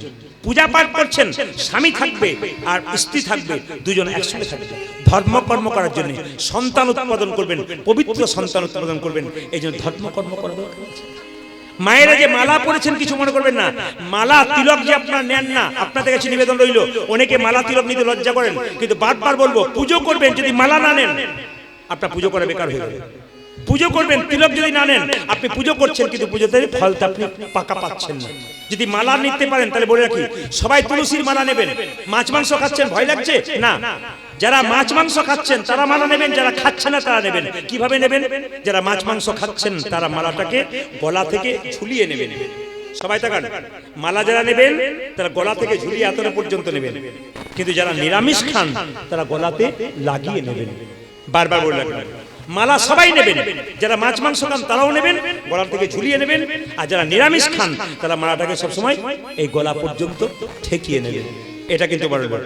আর যখন পুজো পাঠ করবেন মায়েরা, তিলক করবেন। অনেকে বলছে তিলক দিলে তো আমাদের লজ্জা হয়। পাশের বাড়ি মেয়েটা বলে, বাবারে হারাধনে বই কি ঢং দিদি তিলক নিয়েছে, এটাই তো আমাদের লজ্জা। অন্যান্য ধর্মের মানুষ ধর্ম করলে পেছন থেকে 5 জন বলে, তুই করে যা, আমরা তোর পাশে আছি, কেউ কিছু বলতে পারবে না। আর সবচেয়ে লজ্জার ব্যাপার, আমাদের বাড়িতে আমাদের শত্রু লুকিয়ে আছে।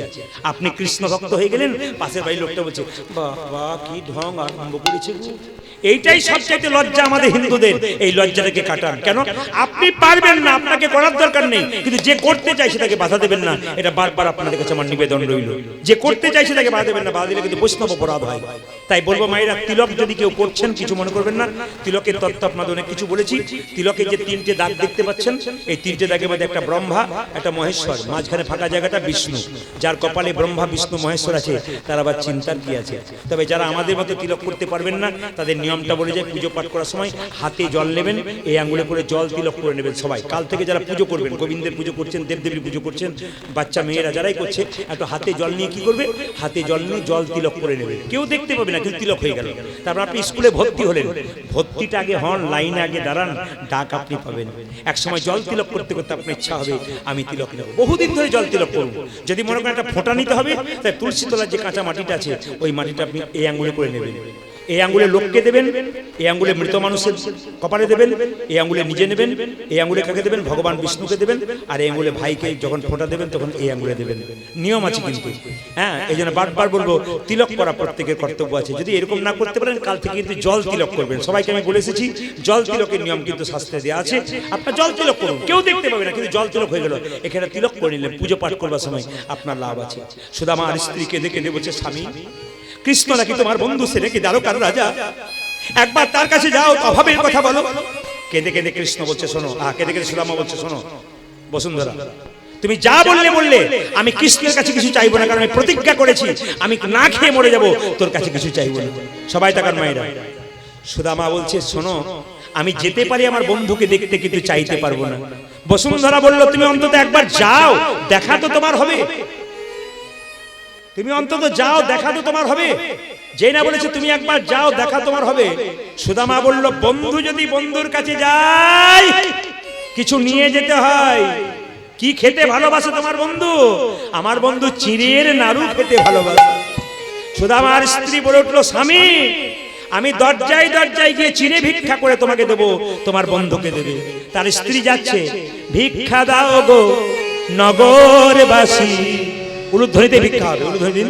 ভিক্ষা দাও গো নগরবাসী, ভিক্ষা দাওয়া মা, ভিক্ষা দাও গো নগরে বাসে, ভিক্ষা দাও বাবা, ভিক্ষা দাও গো নগরবাসী, ভিক্ষা দাওয়া মা, আজ ভিক্ষা দাও গো নগরবাসী, ভিক্ষা দাও আমায়। তোমাদের ভিক্ষার দ্রব্য পাবে শ্যামরা, তোমাদের ভিক্ষা দ্রব্য পাবে শ্যামরা, তোমাদের ভিক্ষার দ্রব্য পাবে শ্যামরা, আজ তোমাদের ভিক্ষা দ্রব্য পাবে শ্যামরায়। ভিক্ষা দাও গো নগরবাসী, ভিক্ষা দাও। একজন দিলে হবে। আজ ভিক্ষা দাও গো নগরে বাসে, ভিক্ষা দাও আমি আপনাকে বলতে চাই, আপনার শেষে ভিক্ষা দেবেন, একজন দিলেন ভালো করলেন, আর দেওয়ার দরকার নেই, ওখানে নামিয়ে দিন। এখন কেউ উঠবেন না, ভিক্ষা জায়গাটা সবাইকে দেওয়ার দরকার নেই, ওখানে নামিয়ে দিন। সবাই বসুন একসঙ্গে, ওই যে দিয়েছেন বাস, আর কেউ আসবেন না। সবাই ভিক্ষা দাও গো নগরবাসী, ভিক্ষা দাও আমায়। উলুধ্বনি, উলুধ্বনি। আজ ভিক্ষা দাও গো নগরে বাসে, ভিক্ষা দাও আমায়। তোমাদের ভিক্ষার দ্রব্য পাবে শ্যামরা, আজ তোমাদের ভিক্ষা দ্রব্য পাবে শ্যামরায়। তোমাদের ভিক্ষার দ্রব্য পাবে শ্যামরা, তোমাদের ভিক্ষা দ্রব্য পাবে শ্যামরা, ভিক্ষা দাও গো নগরবাসী, ভিক্ষা দাও আমায়। আজ ভিক্ষা দাও গো নগরে বাসে, ভিক্ষা দাও আমায়। সবাই মাথায় কাপড়টা নিন। সুদামা চলল কৃষ্ণের কাছে। সবাই কই কৃষ্ণ, সবাই চলে যাচ্ছে। কে চলে যাচ্ছে? ও গো কই কৃষ্ণ। সবাই তাকান, সবাই তাকান। আচ্ছা একটা কথা বলুন তো, সুদামা কি নিয়ে চললো? চিড়ের নাড়ু না শুকনো চিড়ে? জোরে বলুন। শুকনো চিড়ে। কিসে বাঁধলো? একটা পুটলিতে করে বাঁধলো। এক হাতে যাচ্ছে আর এরকম করে গাইতে গাইতে যাচ্ছে। সবাই দর্শন করুন। সুদামা যাচ্ছে কৃষ্ণের কাছে দ্বারকায়। কই কৃষ্ণ, কোথায় কৃষ্ণ, কোথায় প্রাণ সখা। উলুধ্বনি। আজি কই কৃষ্ণ, কোথায় কৃষ্ণ, কোথায় প্রাণে সখা। এই দিকে তাকান। যারা কীর্তন বোঝে না, যারা কীর্তনের তত্ত্ব বোঝে না, তারা গোবিন্দ সেবার আগে নিজে সেবা করে নেয়। ওরা তো বুঝলোই না। সুদামা যে চিড়েটা নিয়ে চললো, আগে গোবিন্দকে দেবে, গোবিন্দ সেই প্রসাদ পাবে, তবে তো আপনি প্রসাদের জায়গায় যাবেন। আর গোবিন্দকে না দিয়ে আপনি প্রসাদের জায়গায় গেলেন, আপনি তো কীর্তন বুঝতেই পারলেন না। যারা বুঝলো তারা ভক্তি। কই কৃষ্ণ, কোথায় কৃষ্ণ, কোথায় প্রাণ সখা। উলুধ্বনি। আজ কই কৃষ্ণ, কোথায় কৃষ্ণ, কোথায় প্রাণ সখা। অনেক দিন দেখি নাই তোরে, একবার দে রে দেখান। তাই গৌর হরি হরি আমি অনেক দিন দেখি নাই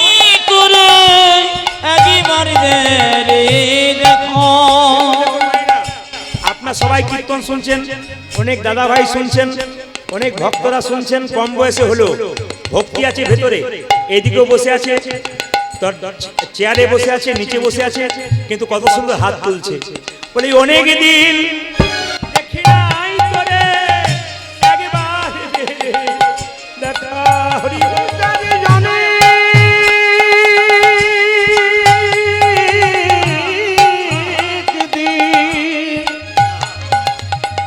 দেখি নাই তোরে একবার দে দেখা, ও যে অনেক দিন দেখি নাই তোরে, একবার দে রে দেখা। ওরে কানাই অনেক দিন দেখি নাই তোরে, একবার দে রে দেখা। ওই কৃষ্ণ কোথায়, কৃষ্ণ কোথায় প্রাণ সখা, আজ কই কৃষ্ণ কোথায় কৃষ্ণ, একবার দেখা। ও যারে ওই কৃষ্ণ কোথায় কৃষ্ণ কোথায় প্রাণ সখা। পায়ের মধ্যে কাঁটা ফুটেছে সুদামার, যখন পায়ের মধ্যে কাঁটা ফুটেছে সুদামা কাঁটাটাকে বের করছে, পারছে না। কৃষ্ণ দ্বারকা সিংহাসনে বসে আছে, রুক্মিণী সত্যভামা কৃষ্ণের চরণ সেবা করছে। কৃষ্ণ বলছে, সত্যভামা আমার পায়ে এত যন্ত্রণা কেন, আমার পায়ে যেন কি ফুটে গেল। সত্যভামা বলছে, কি তোমার পা থেকে রক্ত পড়ছে কেন? কৃষ্ণ বলল, সত্যভামা তুমি জানো না, ভক্ত যখন ভগবানকে ডাকে, ভক্তের অঙ্গে যত না আঘাত লাগে, ভগবানের অঙ্গে তত তার চাইতে বেশি আঘাত লাগে। হরিদাসকে 22 বাজারে বেত্রাঘাত করা হয়েছিল, হরিদাসের অঙ্গে যত আঘাত পেয়েছিল, মহাপ্রভুর অঙ্গে তার চাইতে বেশি আঘাত পেয়েছিল। আমার সুদামা বন্ধু আসছে, তার পা থেকে রক্ত বেরোচ্ছে। ভক্ত কষ্ট পেলে ভগবানের অঙ্গে সেরকম কষ্ট হয়। সুদামা যেই না এসেছে দ্বারকাপুরীতে, দারোয়ান চিৎকার করে বলল, কাহা যাওগে তুম? বলছে, আমি যাব কৃষ্ণের কাছে। কৃষ্ণ কে হয়? আমার বন্ধু হয়, ভিখারি, যাও এখান থেকে। কৃষ্ণ তোমার বন্ধু, সেখানকার রাজা, একবার যাও, গিয়ে বলো তোমার সুদামা বন্ধু এসেছে। কৃষ্ণ বসেছিল কোথায়? সবাই শুনবেন, জায়গাটি বড় প্রেমের জায়গা। কৃষ্ণ বসেছিল সিংহাসনে, যেই না সুদামার কথা শুনেছি, অমনি কৃষ্ণ দৌড়ে গিয়ে বলল, সুদামারে, সুদামারি সুদামাকে ধরে এনে সিংহাসনে বসালো। সুদামা বলল, আমি যে ভিখারি, আমাকে কেন বসালি এখানে? আমি যে ভিখারি, এখানে কেন আমাকে বসালি? তুই তো রাজা। সুদামা, যেদিন নাড়ু চুরি করেছিলাম সেদিন তুই কি বলেছিস? তুই যার আমি তা। তুই যদি আমার জন্য নাড়ি চুরি করে নিজেকে বলেছিস আমি চোর, তুই যে আমার ভক্ত যখন ভগবানকে ডাকে তখন ভক্ত আর ভগবানের দেহটা এক। একটা গাভীর বাছুর, যদি একটা গাভীকে দড়ি দিয়ে বেঁধেছেন, বাছুরটাকে ছেড়ে দিন, দেখবেন গাভী বাছুরের পেছন পেছন ছুটবে। কেন বলুন তো? যদি বাছুরটাকে কেউ কেড়ে নেয়, যদি খালি পিঠে পড়ে যায়, গাভী পাগলের মতো ছুটে বেড়ায়। ভক্ত যখন হা কৃষ্ণ প্রাণ গোবিন্দ বলে রাস্তা দিয়ে চলে যায়, ভক্ত যাতে বিপদে না পড়ে, ভগবান তার পেছন পেছন বারবার ছুটতে থাকে ভক্তকে রক্ষা করার জন্য। বস বস, রুক্মিণী সত্যভামা একটু জল এনে দাও সোনার পাত্রে। আমি কি করবে তুমি? একবার এনে দাও। যে না এনে দিয়েছে, আমি সঙ্গে সঙ্গে কৃষ্ণ সুদামার পা দুটোকে ধুয়ে দিচ্ছি। সুদামা বলছে, কি করছিস ভাই? কৃষ্ণ মনে মনে বলছে, সুদামা রে, এই জগতে সকল ভক্ত তুই আমার চরণ ধুইয়ে দেয়, কিন্তু আমি তো কোনদিন ভক্তির চরণ ধোয়ার সুযোগ পাই না। আজ যখন পেয়েছি তো আজ যখন পেয়েছি তখন ছেড়ে দেব না। রুক্মিণী সত্যমা ভাবছে, এ আবার কেমন বন্ধু রে বাবা, সবাই ভগবানের চরণ ধুয়ে দেয় আর ভগবান সঙ্গে সঙ্গে বন্ধু চরণ ধুয়ে দিচ্ছে।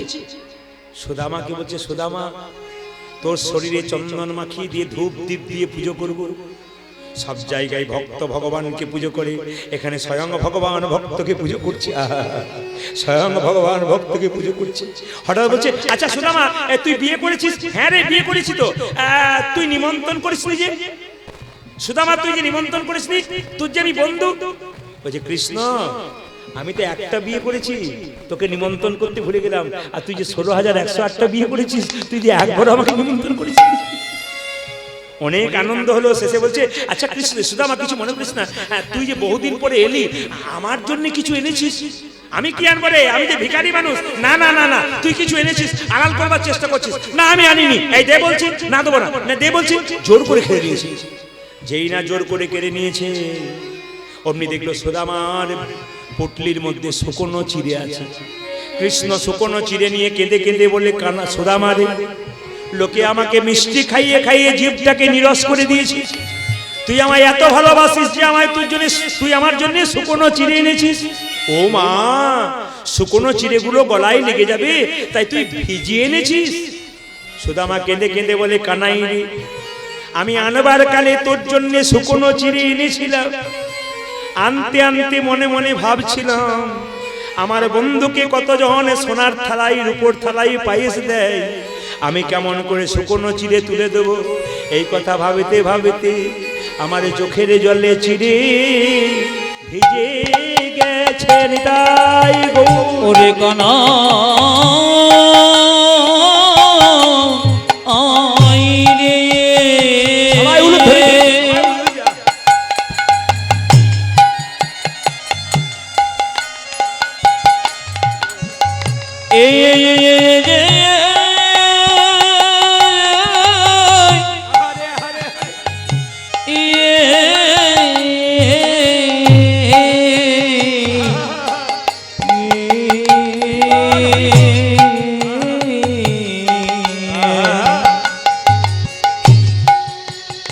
আমার চোখের জলে চিড়ে ভিজে গেছে।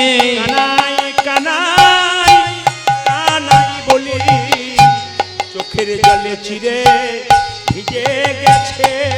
ও যা যা কানাই কানাই কানাই বলে, নয়ন জলে বগি ভাসায়। ও যা যা কানাই কানাই কানাই বলে, কৃষ্ণ প্রাণ গোবিন্দ ও বলে। যা যা কানাই কানাই কানাই বলে, কৃষ্ণ প্রাণে গোবিন্দ বলে। ভাই চোখের জলে চিড়ে ভিজে গেছে রে। এই যে আপনারা কীর্তন শুনলেন, কৃষ্ণ কি আশীর্বাদ দিল দেখুন। কৃষ্ণ বলছে, রে সুদামারি, এই যে তুই চোখের জলে ভেসে চিড়ে খাওয়ালি, দ্বারকার রাজ সিংহাসনে বসে বললাম, আজকে আমার এই তোর কথা আমার কথা যেজন শুনলো, তারা যদি কোনো ভক্ত একবার ভিক্ষা করে আমাকে চিড়ের মাল সাথে করে প্রসাদ দিতে পারে, তারা সুদামার মতো কৃষ্ণ কৃপা হবে। হরি বল। সুদামার মতো কৃষ্ণ কৃপা পাবে রে। সুদামার মতো কৃষ্ণ কৃপা হবে। ও যা যা সুদামার মতো কৃষ্ণ কৃপা হবে। নয়নে জলে বুকে ভাসাবে, সুদামার মতো কৃষ্ণ কৃপা আজ নয়ন জলে বুকে ভাসায়। কৃষ্ণ প্রাণ গোবিন্দ ও বলে। যা যা নয়ন জলে বুক ভাসায়, কৃষ্ণ প্রাণে গোবিন্দ ও বলে। দেখো নয়ন জলে বুক ভাসায়। কৃষ্ণ প্রাণে গোবিন্দ ও বলে। যা যা সুদামার মতো কৃষ্ণ কৃপা হবে। সবাই মিলে রাধা রানী কি। আপনারা যারা কীর্তন শুনলেন এতক্ষণ, তারা সুদামার মতো কৃষ্ণ কৃপা পাবেন। তার আগে বলে দিই, দেখুন এটা দামি কথা। কৃষ্ণ সুদামার কাছে 10 দিন রইল, সুদামা কৃষ্ণের কাছে 10 দিন রইল। আমরা যদি ভগবানের কাছে থাকি মন্দিরে, আমরা কি বলি? মেয়ের বিয়ে দাও, ছেলের চাকরি দাও, এই দাও সেই দাও। কিন্তু 10 দিন ধরে কৃষ্ণ সুদামা কৃষ্ণের কাছে রইল, একবারও একটা দিন কিছু চাইল না, একবারও না।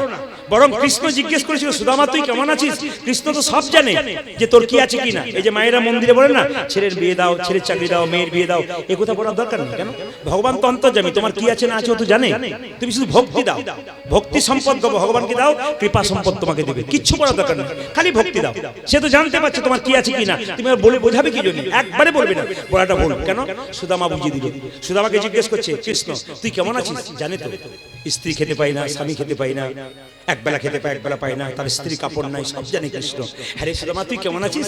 আগে তো ভালো ছিলাম, তোকে পেয়ে তো আমি আরো ভালো হয়ে গেছি।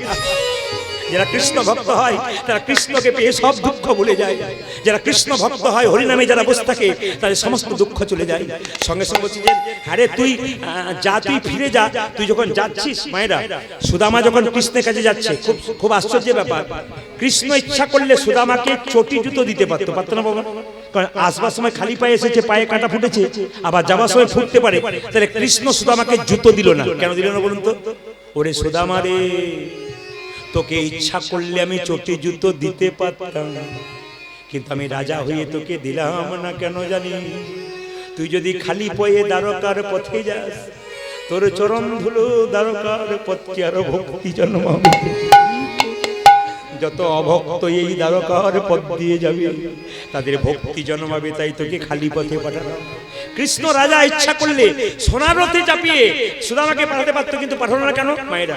আগেকার দিনে নিয়ম ছিল, আপনার বাড়ি থেকে আত্মীয় স্বজন বাইরে গেলে কি করতেন? দরজায় দাঁড়িয়ে থাকতেন না, যতদূর যেতে তাকে থাকতেন, যতদূর। এখন তো গাড়ি ঘোড়া হয়ে গেছে, গাড়িতে চাপলো সঙ্গে সঙ্গে ভ্যানিশ হয়ে গেল, দেখতেই পেলেন না। কিন্তু কৃষ্ণ কি করলো? সুদামাকে কেন গাড়িতে দিল না, রথে দিল না, হেঁটে হেঁটে পাঠালো কেন? ওরে সুদামা রে, আবার কখনো দেখা হবে জানি না, তুই যে চললি, তুই যত দূর পর্যন্ত যাবি তত দূর তোকে দেখতে পাবো, আর যদি কোনোদিন তোর সঙ্গে আমার দেখা না।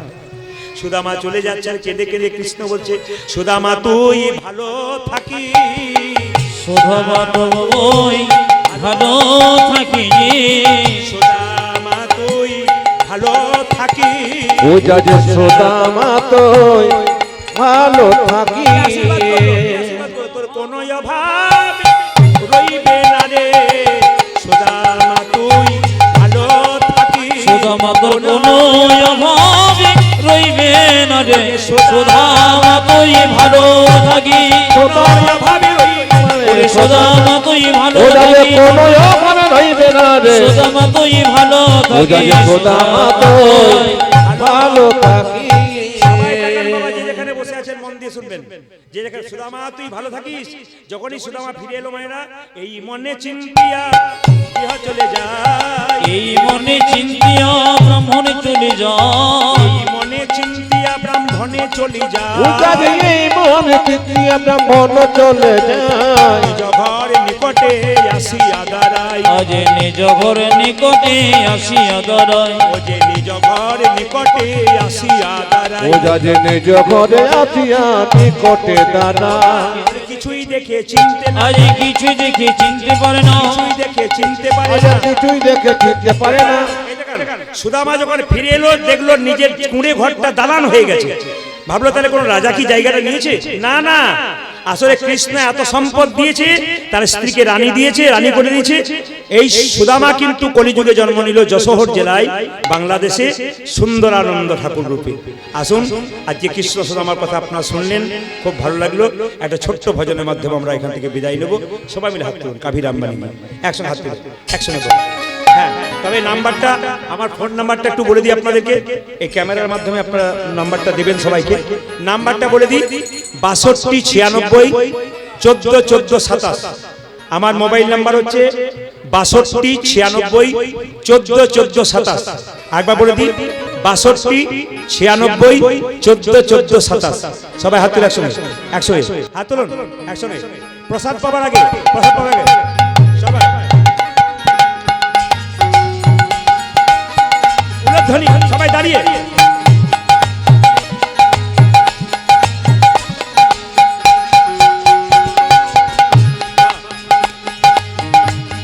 এখানে নিচে দেবেন।